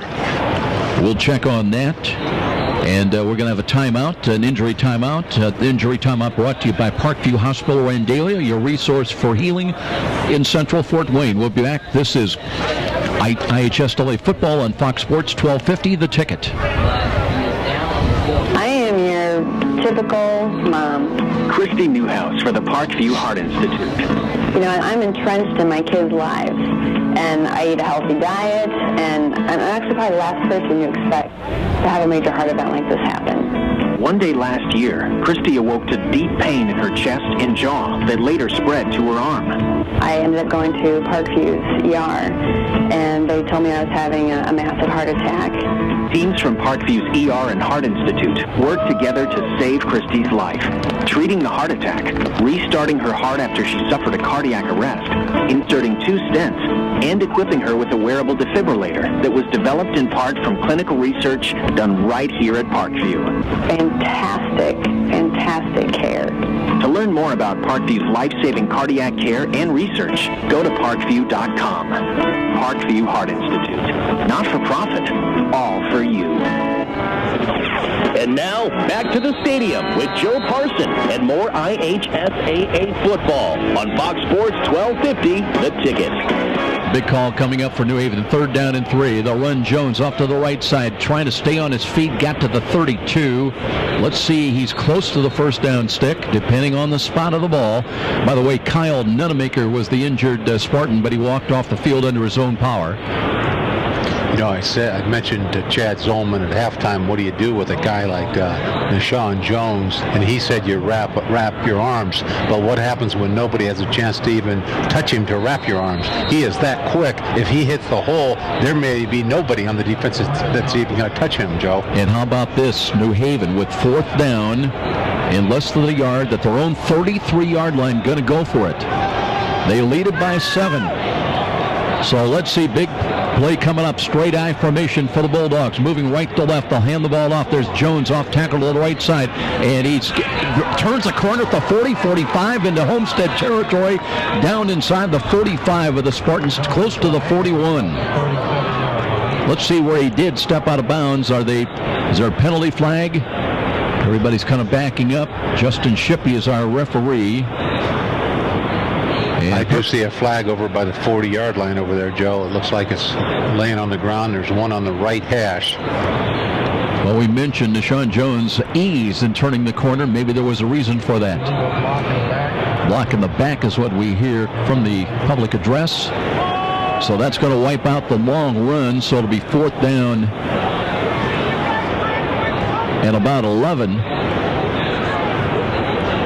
And we'll see if Travis Crow's going to be called upon to kick the ball away. That changes the strategy just a bit. It does. Jim Rowland said, I'm just going to run behind big Zach Watson, my 6'6", 260-pound offensive tackle, and that's what he did. He took Nashawn Jones, and Jones made a nice run, got some big yardage, but there was a penalty. Crow with 3 punts last week had along a 36. Waits inside the 15, dropped the football, and it's a free ball, and Homestead will have it inside the 15-yard line. So Crow could not handle the snap. That's blown up, and Homestead with a gift opportunity. Tom, will have it 1st and 10 with a chance to get into a tie. They trail at 17-10. Joe, that's a coach's nightmare.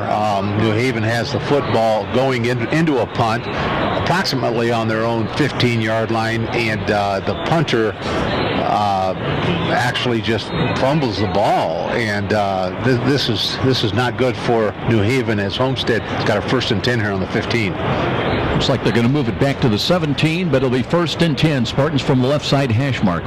Ormsby looking at a blitz coming up the middle. Hands it to Darnell. Off tackle, tripped up, falls forward, down inside the 12, maybe to the 11. I believe they're going to see the knee hit right back at the 12-yard line, but that'll be a pickup of about 5 yards for Landon Darnell. Jacavius Hampton, outside linebacker, came up on a nice tackle there. He plays outside opposite Adam Hoffer, who's been all over the field tonight for the Bulldogs.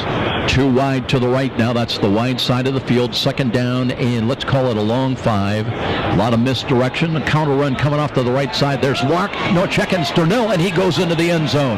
Touchdown run of 13 yards at the 9:16 mark, and we're a conversion away from a new game. Darnell made a nice run. We've got a Bulldog that's down on the field. He looks like a defensive lineman. Let's see who we've got here. That, I believe, let's see who that is that's down. He's limping off the field.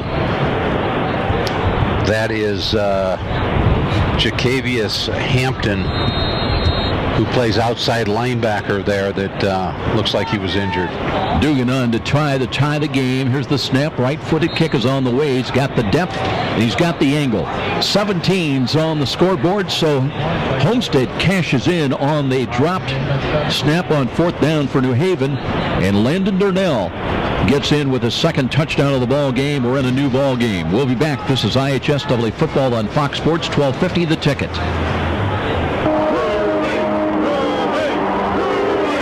A trip to downtown Fort Wayne is not complete without a stop at Rudy's at 409 West Brackenridge. Next time you're headed to the baseball game, make pre-game plans to stop in at Rudy's, where you'll find a wide assortment of adult beverages and aromas. But Rudy's is also a premier downtown location for picking up those mouth-watering DeBrand's chocolates. What better way to catch a game at Parkview Field? Make it a date for a stop at Rudy's, right across from the main Parkview Field entrance. And now, back to the stadium with Joe Parson and more IHSAA football on Fox Sports 1250, The Ticket. It's always amazing about how games can turn on a penalty flag. Remember, Deshaun Jones had the 1st down, but it was called back, and they had to, New Haven had to kick the ball away, and they never got the opportunity. Homestead recovers at the 17. They score 1 play later. Short kick near side. Jackson's got it at the 15. Works to the 20. Stop and go move right side, and brings it up across the 25 to the 30 to the 31-yard line. See what Keshawn Moore, the sophomore quarterback for the Bulldogs, can do on a drive here. Once again, New Haven went back to punt on their own 15-yard line in that last series, coming out leading at halftime over the Homestead Spartans 17-10. Homestead picks up that ball, takes it in. Darnell on a nice run. We got a tight ball game out here, 17-17. Desmond Coleman comes out. He's in tight to the left side. We've got 2 protectors in. And now a little confusion by the Bulldogs as Hayden Graham says, "Where do you want me?" And let's see if they're going to have to use a timeout. But there's a penalty flag. Justin Shippey threw the flag. I'm not sure if that's delay of game. Play clock shows 25, so that's going to cost them 5. And New Haven at times, really, they've been their own worst victim with some untimely penalties. So 1st and 10 becomes 1st and 15. That'll move the ball back. And it'll be 1st and 10 at the 27-yard line. Crow in wide right. Coverage by Jack Van Burk on the far side.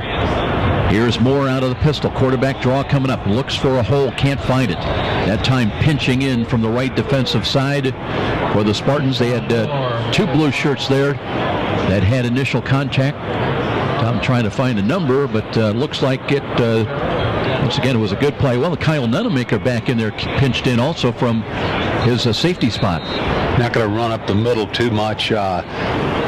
other than the fact that Deshaun Jones has gotten a couple of nice runs up the middle, but that defense for Homestead is pretty stalwart. One safety back now for the Spartans. 2nd down and 15, no gain. Play action fake. Here's a throw down the middle. They've got Moore back there, and the ball is incomplete. Moore in and out of his hands. The coverage, Zach Schultz was backpedaling and got just enough of it, I think, to deflect the attention of the ball when looked like they had a chance with Moore to catch it. Well, Moore had Zach Schultz, the corner for Homestead, beat. Had him beat by about 6 yards. It looks like he just made a little curl at the end, actually giving the left corner, Zach Schultz, I think some breathing room there to make a nice play. That ball kind of hung up a little bit, too, for Keyshawn Moore. So now it's 3rd down and long. 3rd and 15 with the ball still at the 27. Here's Moore. Play action fake. Looks near side. He's got a man downfield, but missed him. Looking down near side, that was Bryce Hall. Had a big catch earlier in the ball game. He had a little separation, Tom, as you mentioned. A little hand fighting and going on, but now it's 4th down. Or is there a penalty? It's going to be a penalty against Homestead. That hurts. It was going to be 4th down. They're going to get the ball back.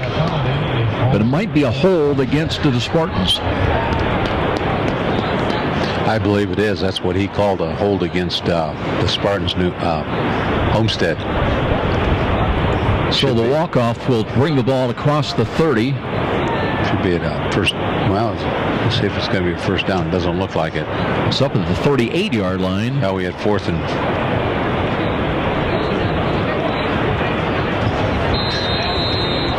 Well, let's see. Is it? It says 4th and 15, but that's right. It's still 3rd down because of the penalty. So it's 3rd down and 4. And Moore again looking to hand off to Jones, and this time he's wrapped up short of the first. And Homestead really celebrating anytime they can stop that young man. Well, you talk about closing holes on defense. We talked to head coach Chad Zollman, and he said you have to wrap up, but you have to close the holes quicker. Your support people, which are your inside linebackers and your outside linebackers, have to come up and support quickly when you've got a runner like Deshaun Jones, and that's what they did. You got to get some numbers too. Not usually one guy's not going to bring him down. Here's Crow again into punt. This time better snap, got it away. Nice spiral ball. And that'll be fielded by Kreider at the 20. Works right side, gets by 1 to the 25. Lowers the shoulder. Got another couple of yards driving across the 27. So now it'll be Homestead with the ball back. We're in a 17-17 tie. 7:34 remaining in this 3rd quarter. We haven't seen an overtime game, have we, this year? I don't think we have. We do? Well, I don't have to be in Chicago or anywhere tomorrow or Iowa. Or so. With the way these teams can score, I'm not sure if we're going to see it overtime. So Logan Ormsby brings the offensive unit out. Kreider and Skronik. Skronik's been kind of quiet tonight. Now, whether that's New Haven just taking him away. Again, the T.J. Witt has had a lot of the coverage assignment tonight for the Bulldogs. Pistol lineman Ormsby repositions Durnell, hands the ball to him, off tackle run to the left, and gets a couple of yards up to about just short of the 29-yard line. Nate Kitzmiller, the inside linebacker for New Haven Bulldogs, just made a nice play. Looked like he had a blitz. He got up through the hole and just made a diving tackle. Gain of a couple, 2nd down and 8. And was there movement? New Haven thinks that Homestead flinched, and officials are going to agree. And both teams at times have been kind of undisciplined with some costly penalties. This one, be a walk-off of 5 yards against Homestead. Now the ball back at their own 24. It'll remain 2nd down, but 2nd down and 14. Ormsby with 2 wide either side of the field. Now the walk away, play clock at 20. Checking to the Homestead side across the way as we look at it. Play clock's at 13. Still waiting for that play to be wagged in. 2 safeties back for New Haven. Ormsby will back up out of the shotgun formation. It's got motion by Kreider. Hands the ball on a sweep. Kreider looking for a block. Cuts to the 30. Gets a 35-yard line and then smacked down right there. He'll be short of the first down stick by about 2, maybe 3 yards. Austin Kreider he only goes 170 pounds. He doesn't really look that big out there. He looks a little thin, but he's a nice runner. He's a hard runner, and he picks his holes. It'll be third down and a couple. Homestead working from left to right. Again, Ormsby, everybody, all the players looking over to the Homestead sideline. Play clock is down to 8. We're down to 6, 5, 4. Ormsby, motion again by Kreider. Hands it to him again. And this time they will stop Kreider on a sweep. He was not able to turn the corner. Got only to the 35-yard line, so bring up fourth down. And you got to believe that Homestead's going to punt the ball away. Trey Jackson, who plays strong safety, you're going to put him to wherever the tendency is for the Homestead Spartans.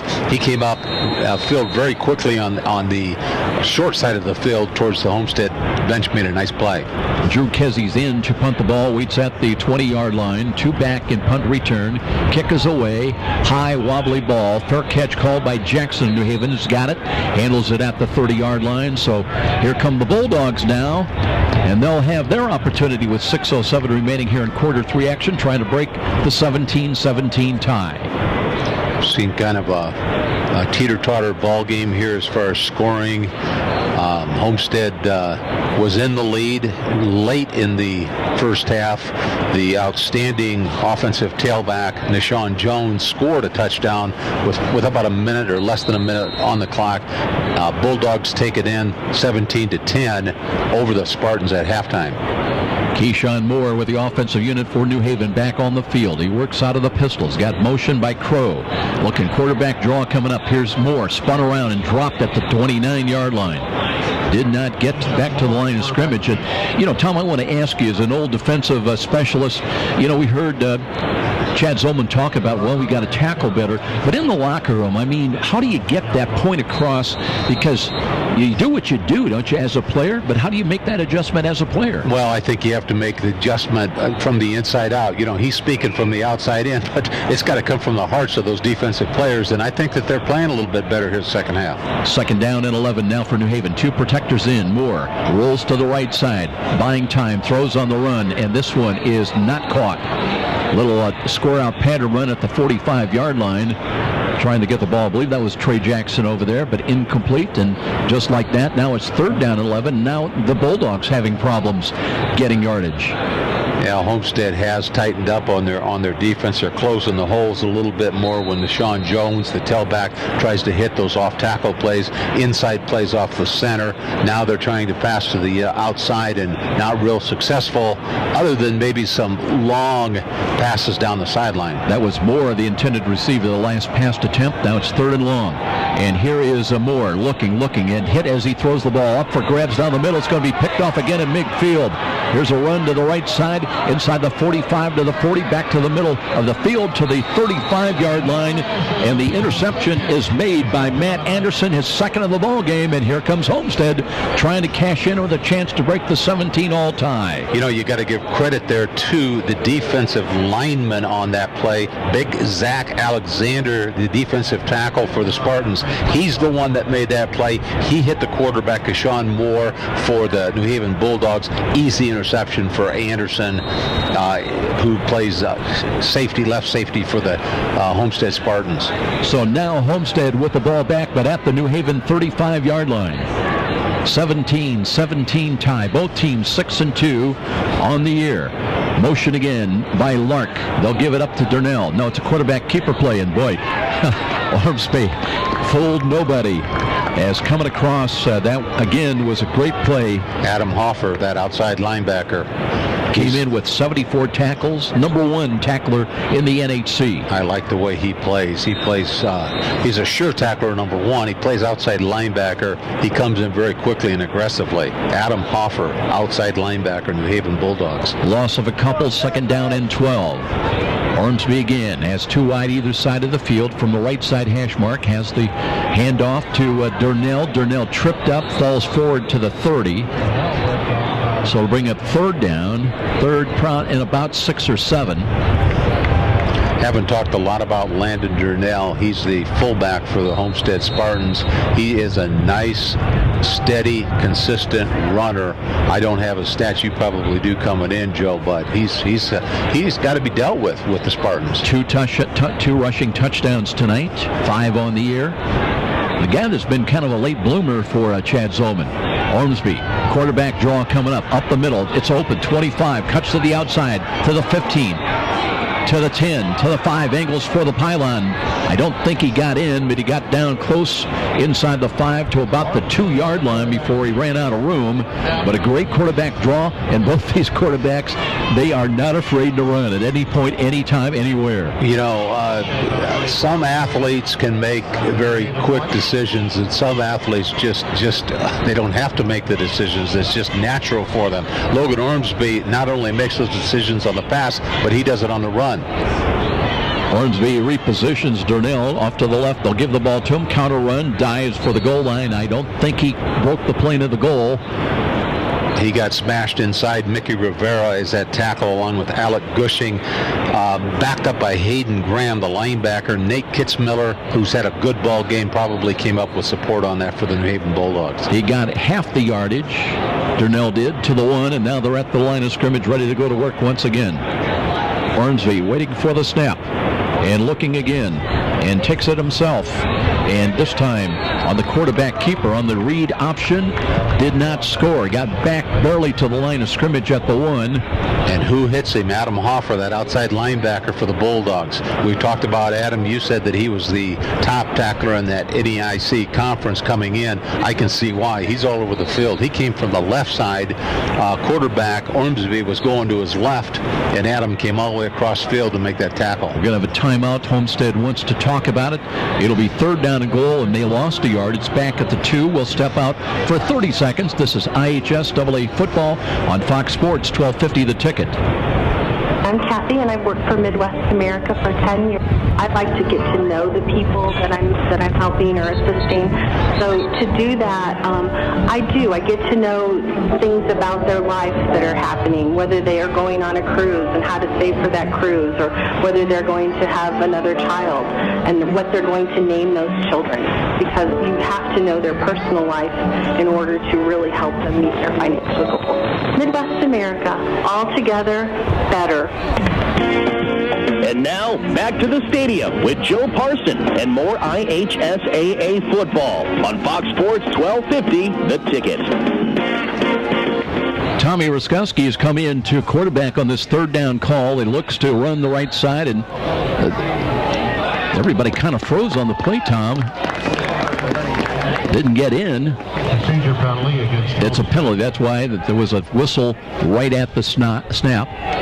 And that's going to cost Homestead 5 yards. So it'll be third down and goal from back around the 7.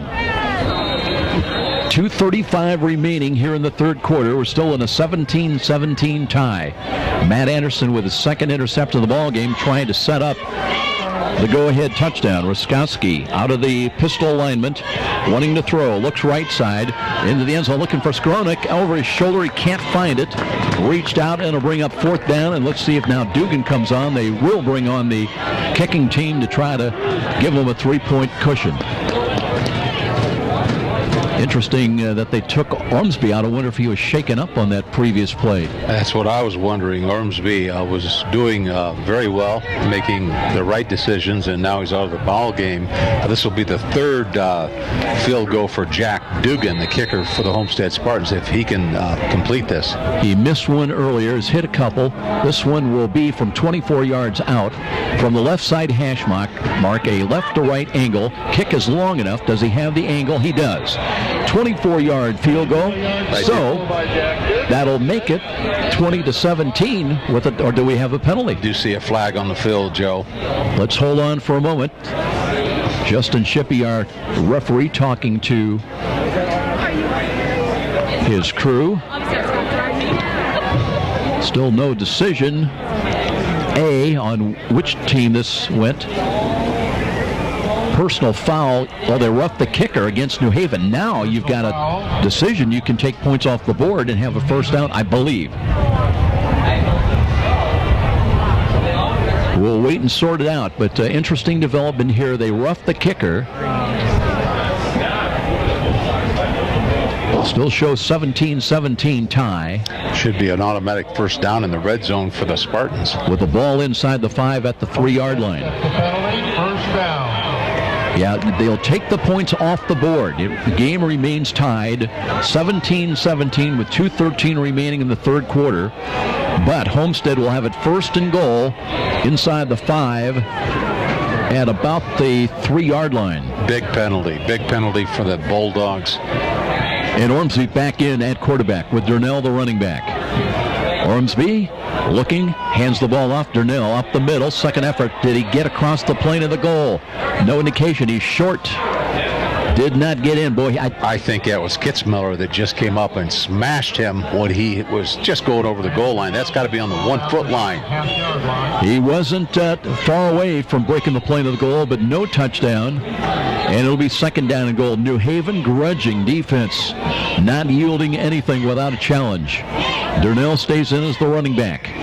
Ormsby with too wide, but close in. Either way, Durnell again. This time backpedals into the end zone from a yard out. Touchdown, Spartans at the 135 mark, and they're back in the lead. That was Durnell. We talked about Landon Durnell, the fullback for the Homestead Spartans.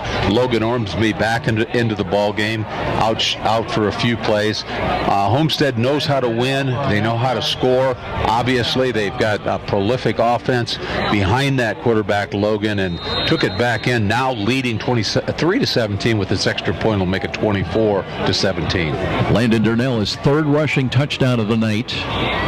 Dugan comes on. Remember, he hit the 24-yard field goal, but he'll settle for an extra point that'll give the advantage out to Homestead by 7. Here at home with 1:35 remaining in the quarter. We'll be back in 30 seconds. This is IHSAA football on Fox Sports 1250, The Ticket. You're a super fan who will tailgate anywhere. The pros? Check. College? Check. Your 8-year-old's Pee-wee game? Big time. And to prepare for this ritual, you head to Meijer for freshly prepared food and licensed team apparel. Proudly display allegiance to your favorite team with our licensed short and long sleeve tees, hoodies, hats, and jerseys. Plus, load up on fresh meats, snacks, and drinks. So don't just tailgate. Tail greater at Meijer. Brought to you by Meijer. Meijer is proud to support IHSAA football. And now, back to the stadium with Joe Parson and more IHSAA football on Fox Sports 1250, The Ticket. TJ Witt along with Trey Jackson get ready to return the kickoff for the New Haven Bulldogs. They move from right to left inside their 15-yard line. But Homestead has broken the tie. They lead it 24-17. 95 seconds remaining here late in this third quarter. Homestead back home. It'll be their third straight home game, and they begin the playoffs next Friday night against Northrop. Here's a ball. Jackson has to leap for it at the 10. Works to the 15-20. Looking for running room. Gets by another. Across the 25. Stops short of the 30-yard line.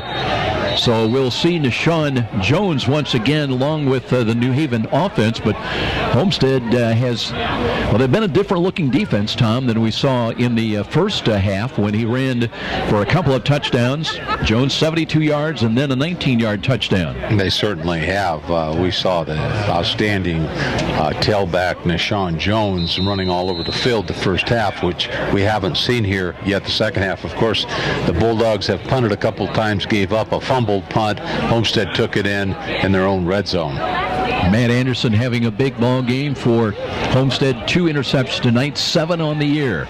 Moore pitches the ball left side. Here's Jones trying to get to the outside, cuts it up across the 30, fighting his way up to the 35-yard line. That'll be a gain of about 6, maybe 7 yards. When you have a back like Nashawn Jones, the sophomore tailback for the New Haven Bulldogs, and we've mentioned a couple times, at least I have, probably the best I've seen here this year, coming in here with over 1,300 yards as a sophomore. Run him to the outside. You're going to line him up on the outside as a wide slot anyway. Bring him to the outside.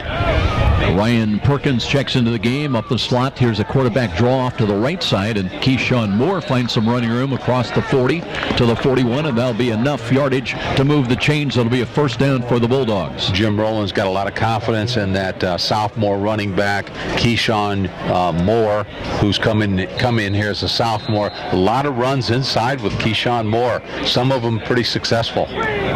Now the ball's at the 41-yard line. 24-17 Spartans. Here they've got an offset eye to the left. Crow in motion from left to right. They'll hand it off deep, and there's Jones, and he is smashed right at the line of scrimmage. And again, Homestead answers the challenge as Jack Northquist got a nose in there to stop it. Northquist, we talked about him coming in with a good ball game coming off of that Norwell game last week behind big Zach Alexander, who also plays offensive tackle for the Spartans. They've got him at defensive tackle, and he's doing a pretty good job anchoring that defensive line for the Spartans. Zach Alexander also doing well. What do we have here? We've got the final seconds of the third quarter ticking away. So we head to fourth quarter action here at Dave Walters Memorial Stadium in Homestead in the lead 24-17.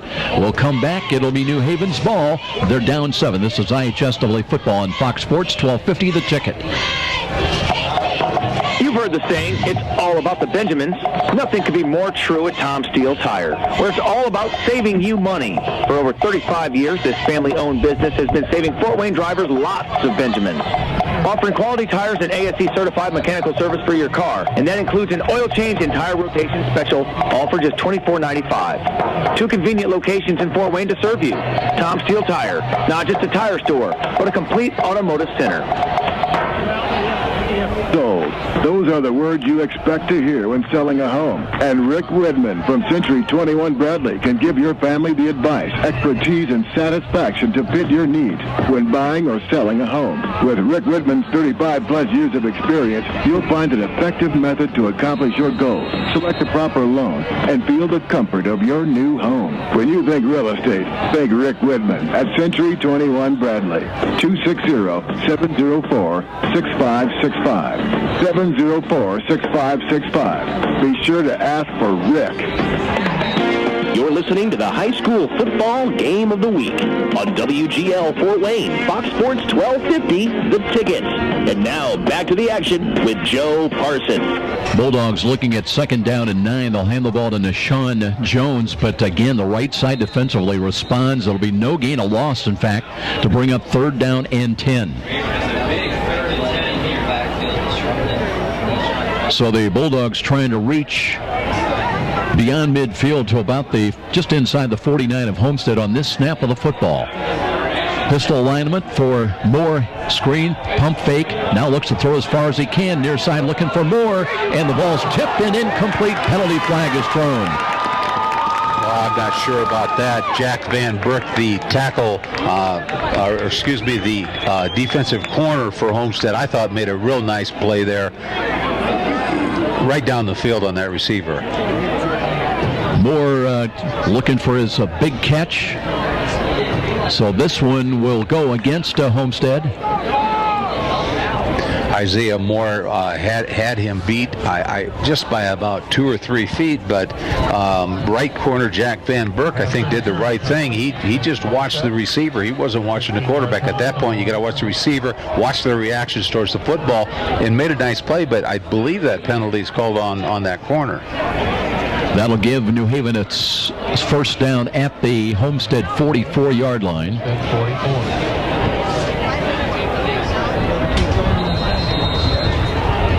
Here come the Bulldogs now again up to the line of scrimmage. Moore will split wide to the near side once again. Coverage playing off about 10-12 yards. Here's Jones, stop and go move, and finds a little bit of a seam. Cuts his way to the 40-yard line. But he's not found the holes in the second half that he had, especially late in the first half. When you're announcing a football game, it's pretty hard to tell who made that tackle when you've got 8 Spartans, Homestead Spartans, gang tackling on that running back. And that's what you want to see as a football coach. You want to see gang tackling where you've got about 8 people on that running back. Coaches always preach fly to the football. Gunnar Goebel also in there. Gain, though, is 4, second down and 6. Bunch lineup, three wide to the right. Here's Moore looking again, option run, pitches the ball. Jones looking for running room, finds none. Got to the 40-yard line again. 3-4 uniforms, gold helmets for Homestead. And getting up off the bottom of the pile is number 25. That's Gunnar Goebel again. Gunnar Goebel is all over the field tonight. Gunnar is a senior.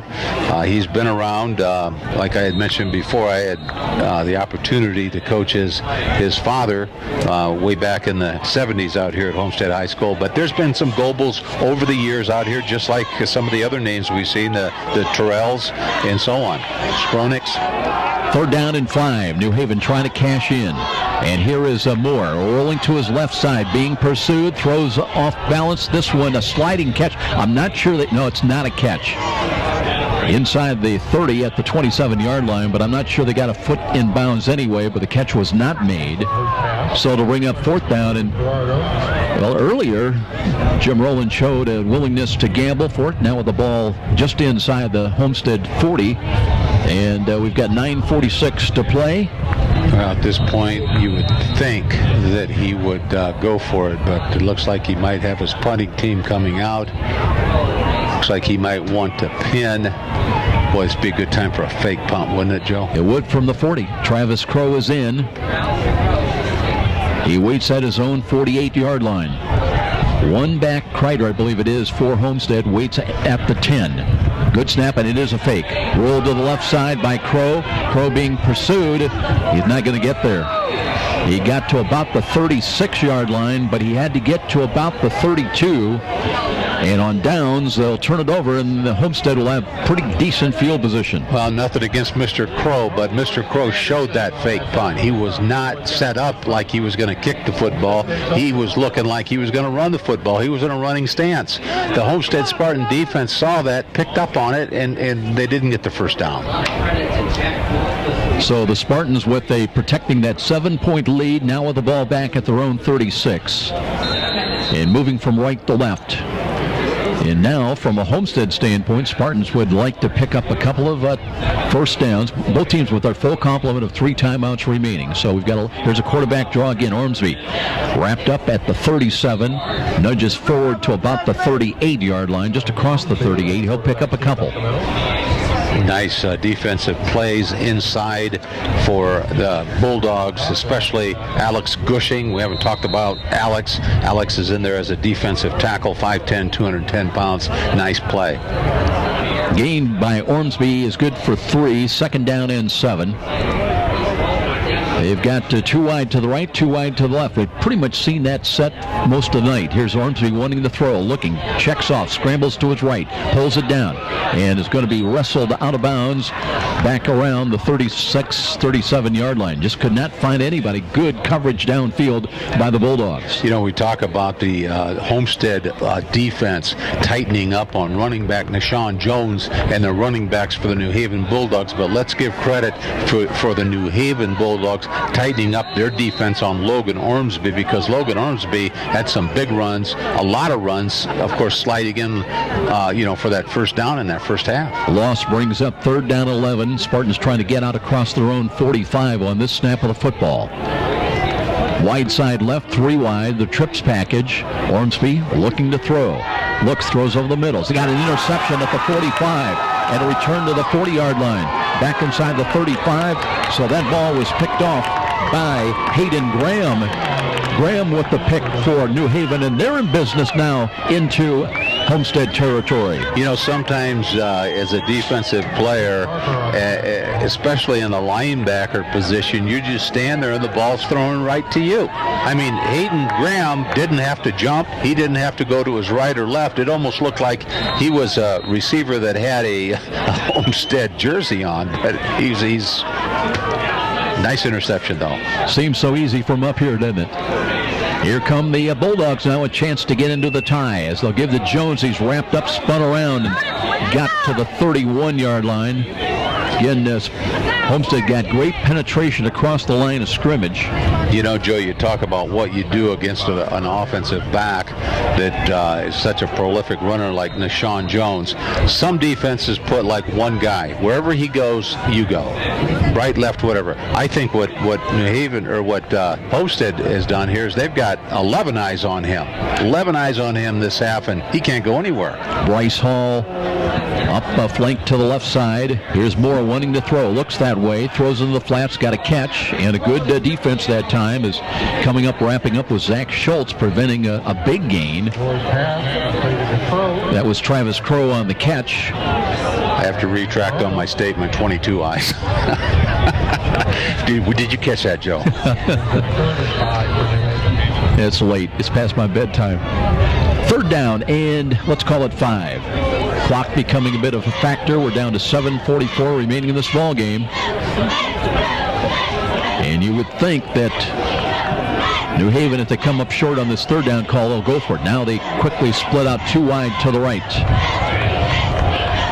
Offset to the right. Here's a bad snap. It got away from Moore. He'll fall on it, but all the way back outside the 40. Did he get it, or did Homestead get it? Waiting for the official indication. I think Homestead's got the football. Homestead's got the ball. You know, Homestead, you can't say they've had all the breaks this half. They've made their own breaks. Here you've got a bad snap by the offensive center, Darrell Davidson, a sophomore, to the quarterback, Kashawn Moore. Goes over his head. Kashawn almost recovered that, but now Homestead's got the football back on the 40-yard line. So it's been a suddenly game of mistakes by both teams.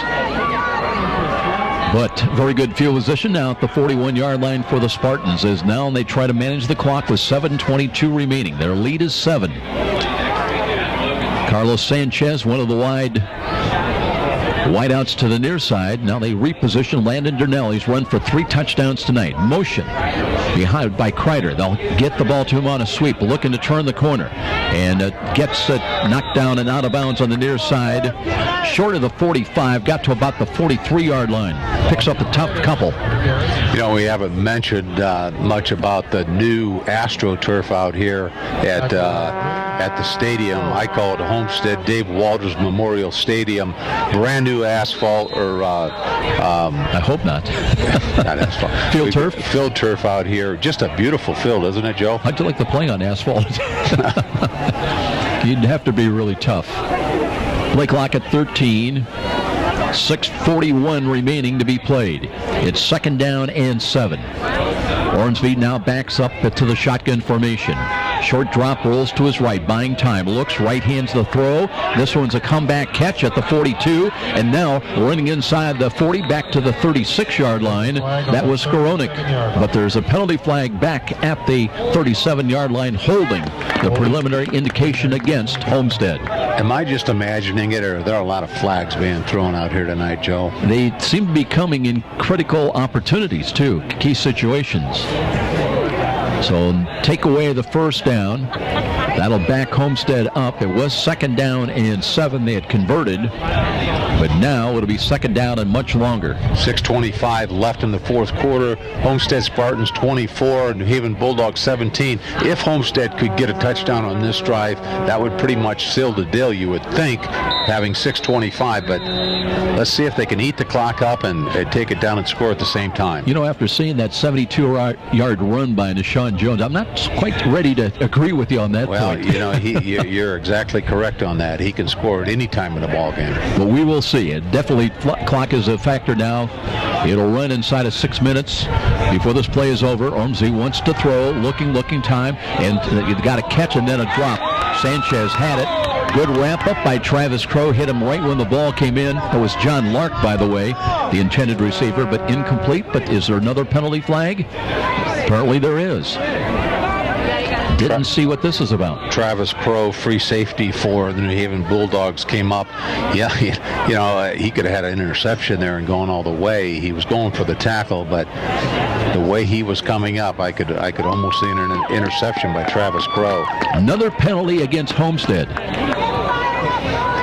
Yeah, you don't want to see that as a head coach. Chad Zollman's probably pulling his hair out at this point. You know, he had a couple of nice drives there by the Spartans and continuous flags. Remember, they got the ball at the 41, and now with a penalty, it'll take them back to the 22-yard line, I guess. Looks like we've got 3rd and 29. You don't have too many 3rd and 29 plays diagram. They're even just one safety back at the 35. Ormsby checking off. He'll come up to the line of scrimmage once again. Play clock is down to 13, though. Now whispers something to his lineman and gets ready with 7, 6. And here's the snap. Ormsby looks left. Now throws it over the middle. He's got a man downfield, but Lark turned around the wrong way, couldn't locate it, and he was by his lonesome at the New Haven 45. He sure was. John Lark, the slot was wide open. It looked like over on the left hash, and he was turned the wrong way. He had his shoulder turned the wrong way. He tried to do an about face there at the end, but just wasn't quick enough. Kezian to punt again, waits inside the 10 for the snap at about the 6. New Haven's going to get pretty good field position out of this. So 5:52 on the clock. Here's the snap, kick is away. And a wobbly ball that'll hit at the 49, takes a high bounce, comes near side, and will be touched at the 49 of New Haven. So very good field position for the Bulldogs, as they've not been able to get their running game that we saw as effective in the first half. Not being able to get that going quite as well in the second half. We'll see now if they're able to free up Deshaun Jones. Both defenses tightened up here in the second half. Homestead coming out down 7 at halftime. Picks up on a fumbled punt by the New Haven Bulldogs early in the third quarter. Ties the game up 17-17. We now have a 24-17 ball game.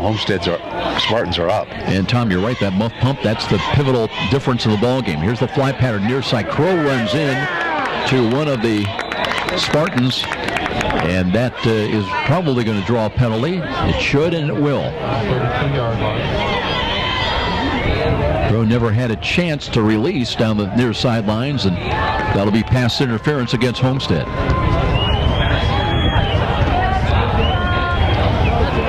So the walk-off from the New Haven 49, and that'll take the ball down to the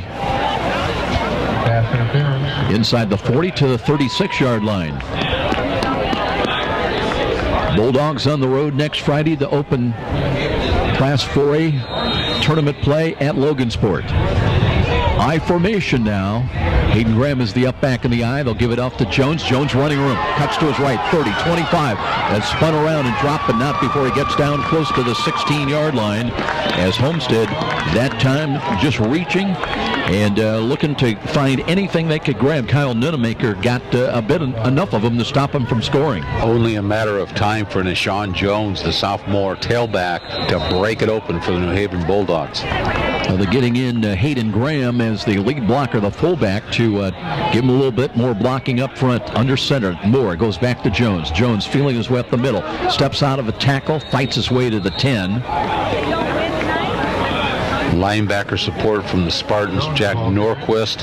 He's the inside linebacker along with Kyle Nunemaker and Hunter Terrell. I'm always amazed, Tom, at the little adjustments, decision, counter decision. Now they've got Graham in there to give him a little bit more blocking capability up front at the point of attack with Deshaun Jones carrying the mail. It will be 2nd down and 5 with the ball at the 10-yard line. They can pick up a first down without scoring. Down 7, New Haven with the ball. They'll give it to Graham. Graham straight ahead, push inside the 10, gets down to about the 7. Critical score here, 4:31. The clock is running. The Bulldogs are down on the 8-yard line of the Homestead Spartans. We've got 24-17 once again. Homestead's leading. If the Bulldogs can score here, they'll tie up the ball game. And by the way, Tommy, Vance Shearer is now in there at quarterback. Has played most of the start of the year at quarterback. He's under center. It'll be 3rd down and 3. Here's Shearer. Under center, takes the snap, hands it off, and Jones cuts back to his right, fights down inside the 2, got close to the 1-yard line, and it'll be first and goal for the Bulldogs. So Shearer calling the signals now. Van Shearer's number 16 rushes coming in through the air is 55 of 91 for 538 yards, 3 touchdowns, 5 interceptions. Well, right now, they want to go back to Jones, I believe. They got Trey Jackson in there as the running back. First and goal. Up on the wing to the right side is Crow. Trey Jackson, the running back, straight I formation behind Van Shearer. Let's see who gets the call. It's Shearer calling his own number. Did he get in? Touchdown. I think he did. Van Shearer, his first rushing touchdown of the year at the 3:34 mark.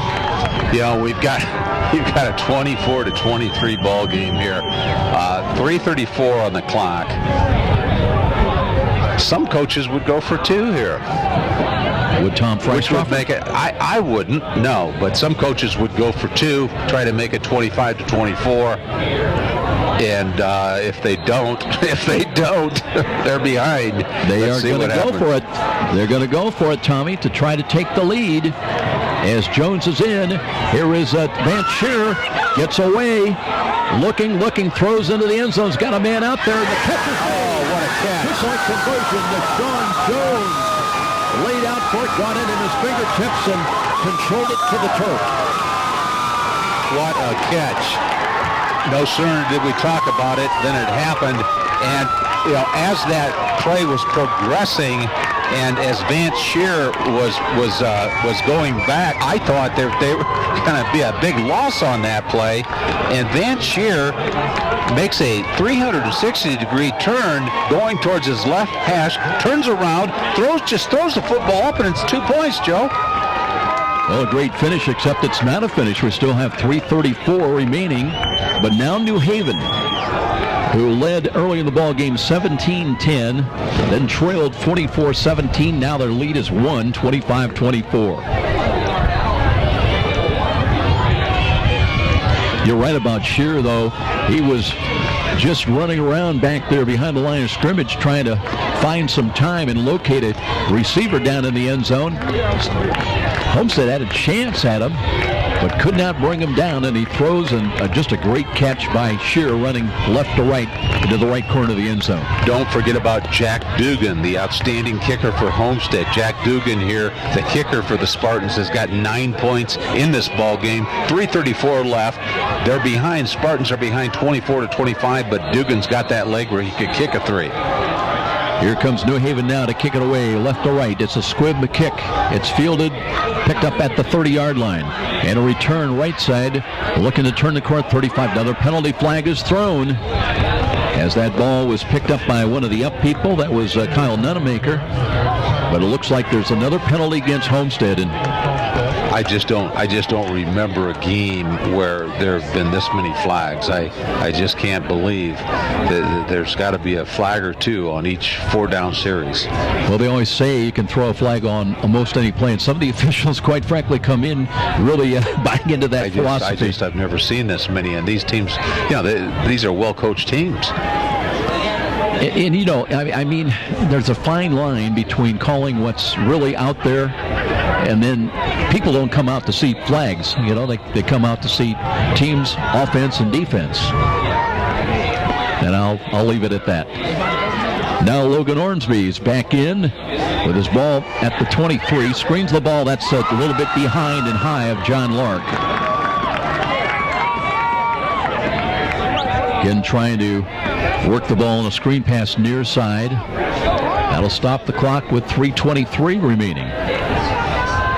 Homestead now playing from behind. They trail it by 1. They'll stay with 2 wide to the left, 2 wide to the right. Game clock is stopped on the incompleted pass. It's 2nd down and 10. For the ball is at the 23 of Homestead. Durnell stays in as the running back protector, flanked behind and to the right of Logan Ormsby. Short drop, quick slant. They've got Kreider. Kreider across the 25. Stopped short of the 30. got to about the 28-yard line, maybe just across the 28, so it'll bring up a big third down call coming up. Huge third down call. Homestead's got the ball on their own 20 or 29-yard line. They've got to get this third down. Other than that, they're going to have to go for a fourth down. They've actually got 2 downs here. Clock inside of 3 minutes now, 2:53. Ormsby barking out the signals. Drops. Now quarterback draws. Got a lot of running room. 30, 35. Knifes his way down to about the 38-yard line. That time did not go with the slide, but kind of scrunched down with 2 knees. And it'll be 1st and 10 at the 39-yard line for Homestead with 2:43 remaining. Well, remember, New Haven was burned in the final 14 seconds at home last week on a deflected ball in the end zone. Touchdown for East Noble that won it, 28-24. Here tonight, they've scored to lead it by 1. But Homestead looking to try to take the lead back. Here's Darnell as he curls up the middle, across the 40 to the 41, then driven back, and now a little extracurriculars, a little frustration. Nate Kitzmiller in on the stop once again.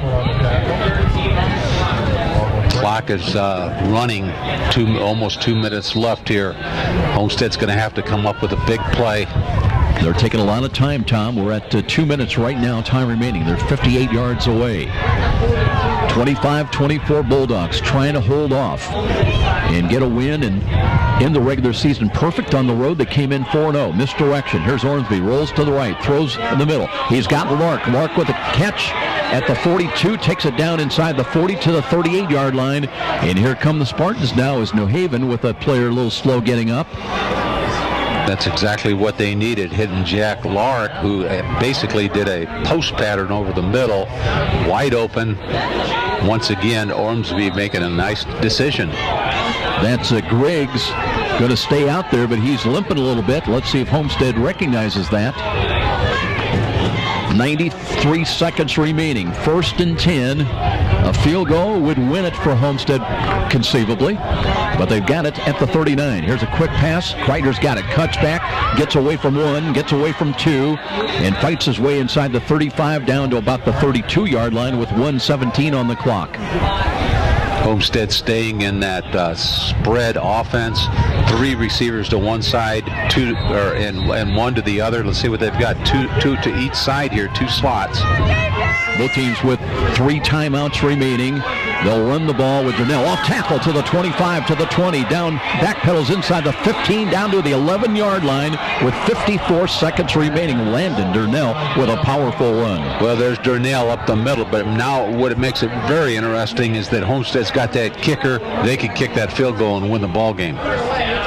25-24 Bulldogs, under a minute remaining. And here's Darnell, or check it, it's Ormsby, looking at the Darnell again. No, he keeps it himself. And the trouble again, curling up the left side to the 10. New Haven has done a really good job of spying Logan Ormsby on quarterback read option plays where he keeps it himself. Now there is a timeout, 39.5 seconds remaining. Timeout Homestead will step out. It's advantage New Haven by 1 when we return. IHSAA football on Fox Sports 1250 The Ticket. Missed a great high school game recently, or simply want to revisit that game-changing electric play that turned everything all around? Well, now there's a great new opportunity to do just that. Catch all the exciting action of our live radio broadcast simply by visiting SummitCitySports.com after our game broadcast.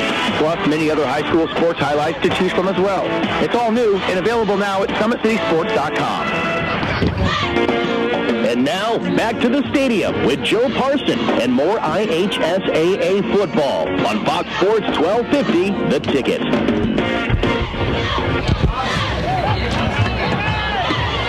Well, back at Dave Walters Memorial Stadium with Tom Freistraw from Joe Parson. Tom, it's crunch time, buddy. Down in the red zone, obviously at the 10-yard line. It will be 2nd down and 7. With the ball at the 10, they can pick up a first down without scoring, but 2 timeouts remaining for Homestead, 3 for New Haven, 39.5 seconds to play. Down 1, Homestead with the ball, though. Durnell, flank to the right, motion by Lark, left to right. Here's the quarterback draw again. Ormsby cuts to the left, to the 10, turning the corner, gets the first down at the 5, maybe got another yard to the 4, and why doesn't the clock stop? Did he not get the first down? We're down to 28 seconds remaining, and there will be a timeout called by Homestead, and he was short of the first down. Let's see, it's about 2 yards. I thought he had picked up the first down, but they're going to spot that ball right at the 5-yard line. We'll keep things right here. You know, a lot of coaches at this point can make another decision. They can say, why don't we just put our field goal kicker out? Why take the chance of handing the ball off? You've got 3rd and 2. The ball's on the 5-yard line, 28 seconds left. Take your kicker out. He can make it. Of course, in high school, you usually see those kickers, but we do have a kicker, Jack Dugan, that's kicked 3. So let's see what he does. Well, he'll probably go for another play here, Joe. I think you make another good point, Tom, because on 3rd down could be a muff, maybe a bad snap. Could be a fumble. Well, at least you down the ball and you've got a 4th down to work with, and it's only going to cost you maybe 5, 6, 7 yards. But we'll see what Homestead, with 28.1 seconds remaining. It's 3rd down and 2. And the play clock is, well, they've not started. Had they come up the line of scrimmage. Durnell's in there as the running back. Ormsby, it's at the 5-yard line, and here we go. They'll go to Durnell up the middle, and he's stoned at the 5. And with 22 seconds, let's see if New Haven might now call a timeout, because Homestead will let it go all the way down to about 2 seconds and call a timeout for the final kick to try to win it. And I'm a little surprised New Haven would not have elected to use a timeout, but they're going to roll the dice on this kick coming up with 2.7 seconds remaining. Again, we'll keep things right here. And Jack Dugan, who missed a field goal tonight, but he's hit 3 of them, with a chance to be the hero for Homestead in the final regular season game of the year. I feel like I'm watching a pro football game. Usually you see this in the pros. You don't see it in high school. But, I mean, once again, if Jack Dugan can hit this, and for all intents and purposes, he should, he's going to go down in history as a great night for the kicker out here. 4 field goals if he completes this. This one will be about a 23, 24-yard field goal attempt from the left side hash mark, so it's a left to right angle. Let's call it a 23-yard field goal attempt for the ball game, for the win. Homestead down 1, needing the field goal. And now New Haven, I believe, is going to take. They've got 3 timeouts remaining, so we might be here a while. They try to ice Jack Dugan. Well, check Dugan tonight. He has hit from 34 yards out. Remember, he had missed a 31-yard attempt on a ball that I think he just missed it. But that was in the first quarter, but has come back from 34 yards out. Then also has hit field goals. Let's see what else he had. He had 3 of them tonight.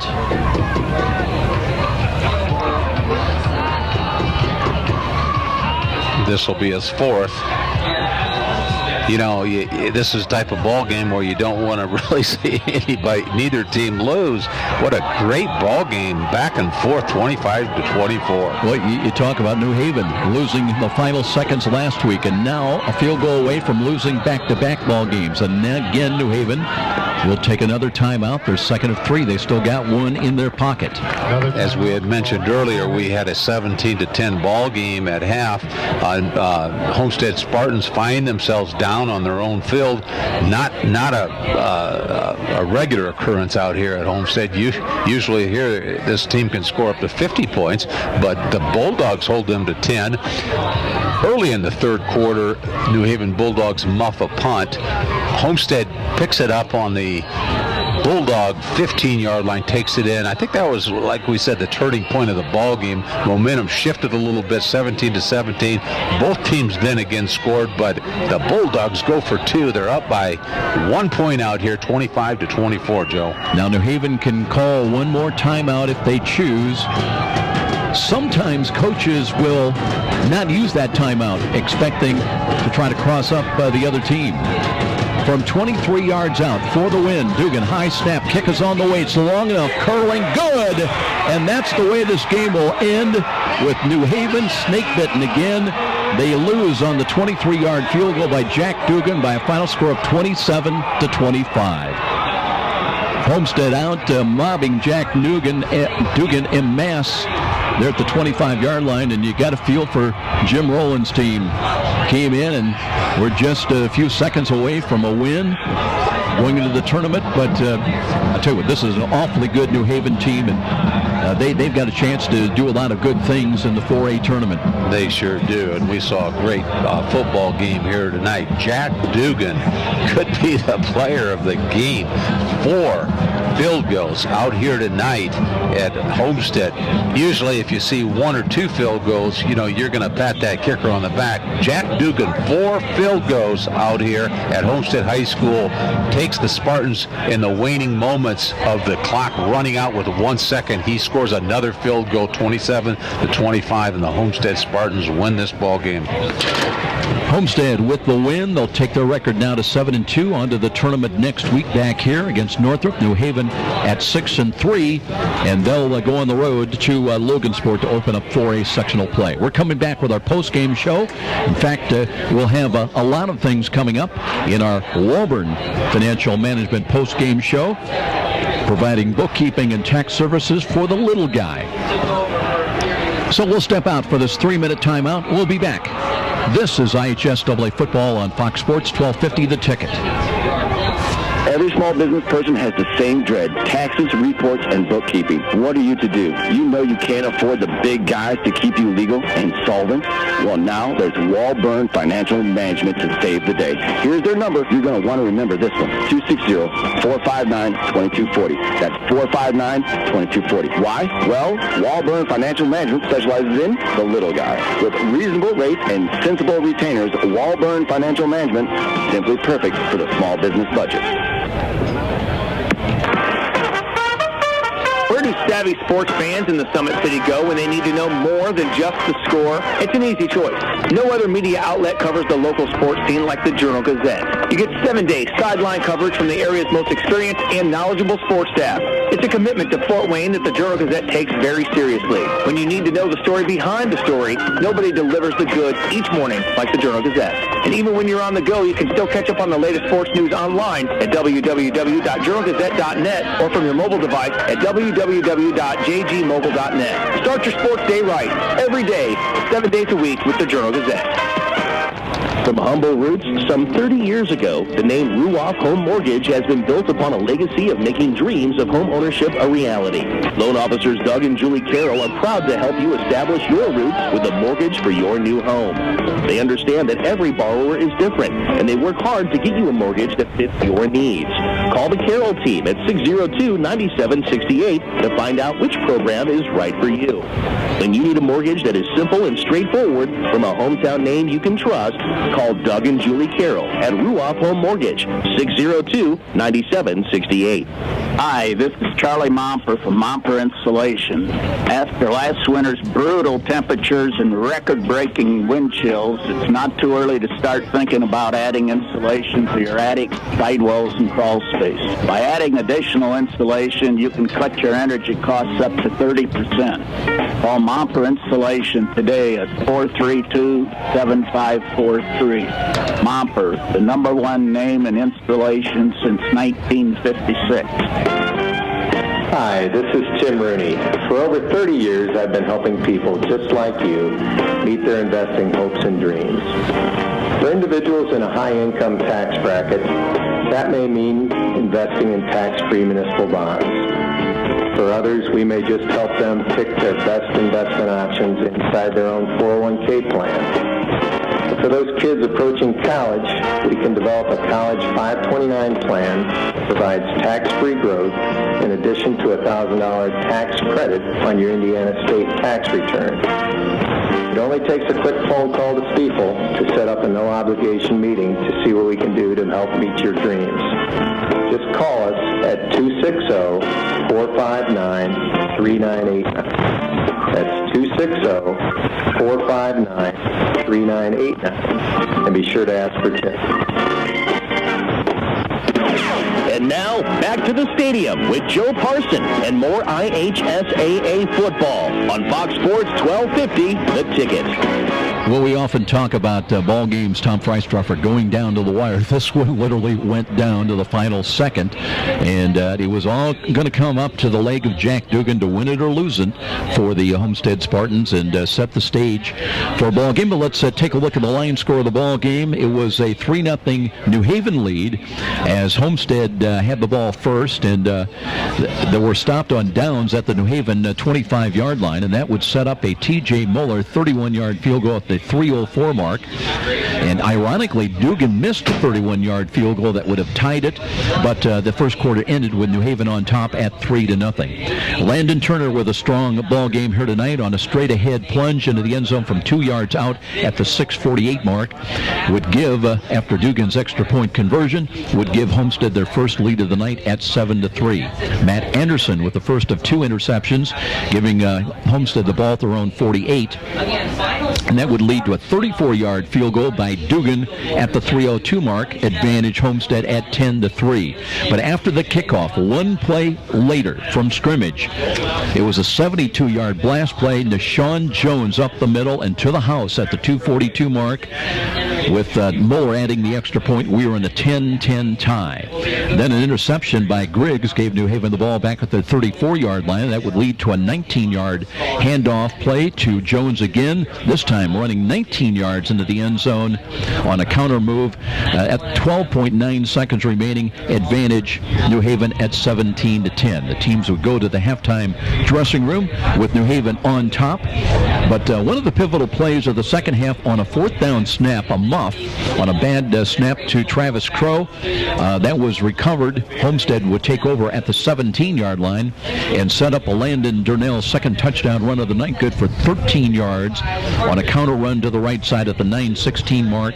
Dugan with the extra point. We are tied at 17 all. Anderson again with an interception as Homestead took over at the New Haven 35-yard line. And ironically, a 24-yard field goal was good by Dugan, but hold on, there was a roughing the kicker call against New Haven as Chad Zolman elected, let's take the points off the board, and it remained in a 17-17 tie until Durnell would run 1 yard into the end zone with 1:35 remaining in the quarter. Advantage Homestead again here at home, with Dugan adding the extra point at 24-17. Then the teams, we had turnovers, a 4th down stop at the Homestead 36. Hayden Graham with an interception as they took over, New Haven did, at the 32-yard line, but a fumble gave Homestead the ball back at their own 41, and eventually that would set up Van Scheer coming into the ball game with 3:34 remaining in the ball game, and took the ball, called his own number from a yard out, and then with a 25-23 ball game, it would be a 2-point conversion try as Scheer would roam around, loop around in his back area, and finally throw to the right corner of the end zone on a crossing pattern. Found Deshaun Jones in the right corner of the end zone with caught the ball high in both hands. 2-point conversion made it 25-24 in favor of New Haven. Trying to hold on at the wire as Homestead drove it down deep, would set up our play of the game with just 2.7 seconds remaining. It would be Jack Dugan that would be called upon to win it or lose it, and it sounded like this.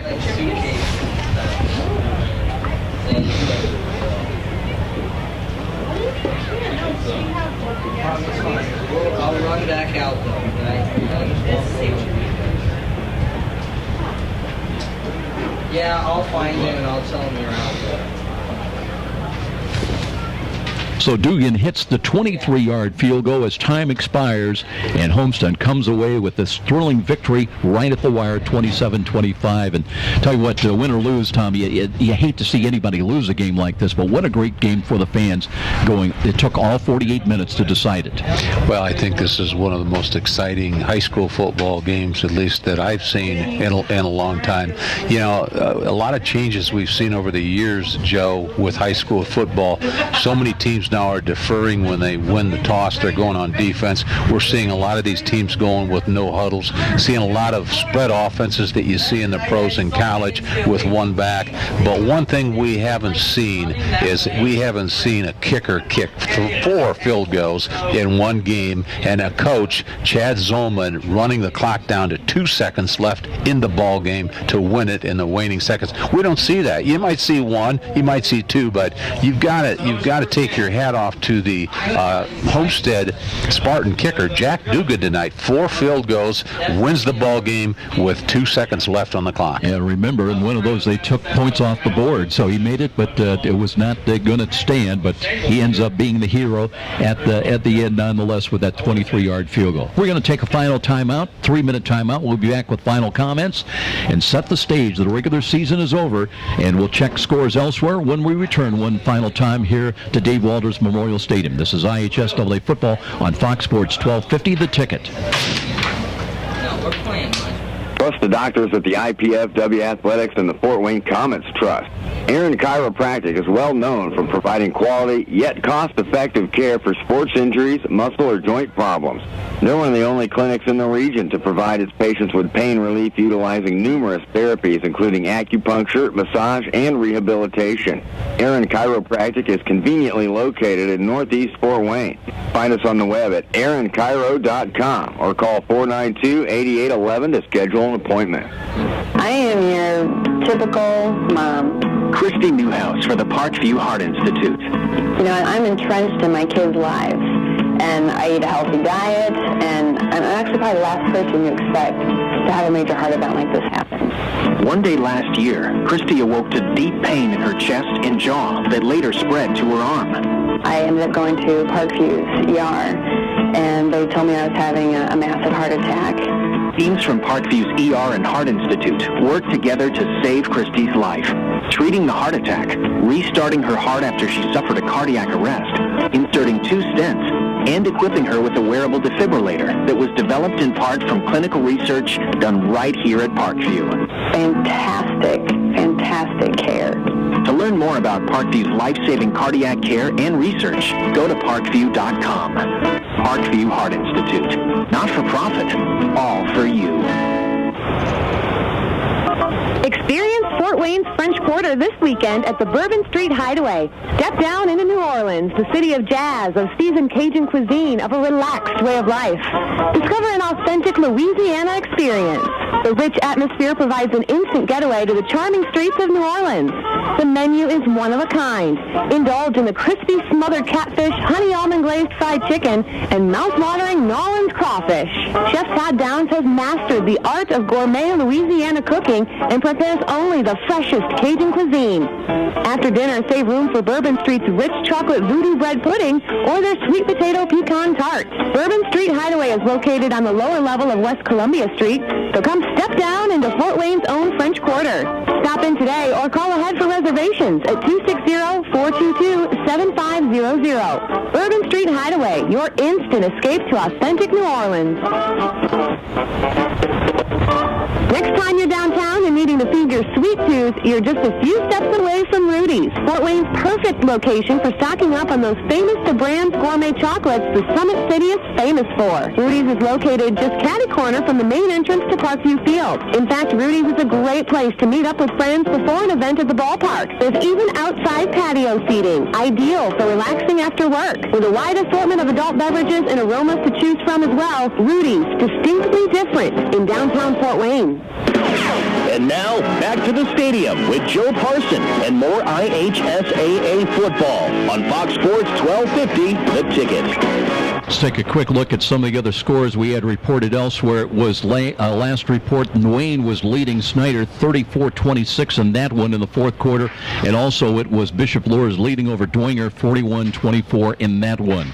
New Haven came in at 6-2. They were ranked number 11 in both the AP and the coaches poll. A really strong team, Tom, and I got a feeling that Jim Rowland's team's going to do well in the 4A tournament. They start next Friday night at Logansport. And how about the Spartans? Now 7-2 on the year. They finished finished 5-2 in the NHC in the 6A poll. AP had them ranked number 13. And again, they got to avoid some of the penalties, I think, that we saw here tonight that took them really made some big gainers. Did not stand up, but they've got a chance to do some damage as well. Oh, I think so. Both of these teams have their own. What's your name, Moore? This is J. Moore Sports. You ready? What's going on? Angels, on the other hand, they were left for dead after Garrett Richards went down, and guess what? They just keep winning. I think we're still on time. Okay. that's our cue, right? No, like say in a game like this, you hate to see anybody lose. Both teams have got their strengths, and both teams really don't have that many weaknesses. A lot of flags here tonight, which surprised me, but Homestead with their big offensive line and their passing attack against the quickness and the running attack of New Haven. We saw a back here that we haven't seen the likes of in a long time, Nashawn Jones, the sophomore running back for the New Haven Bulldogs. He's going to be a great one.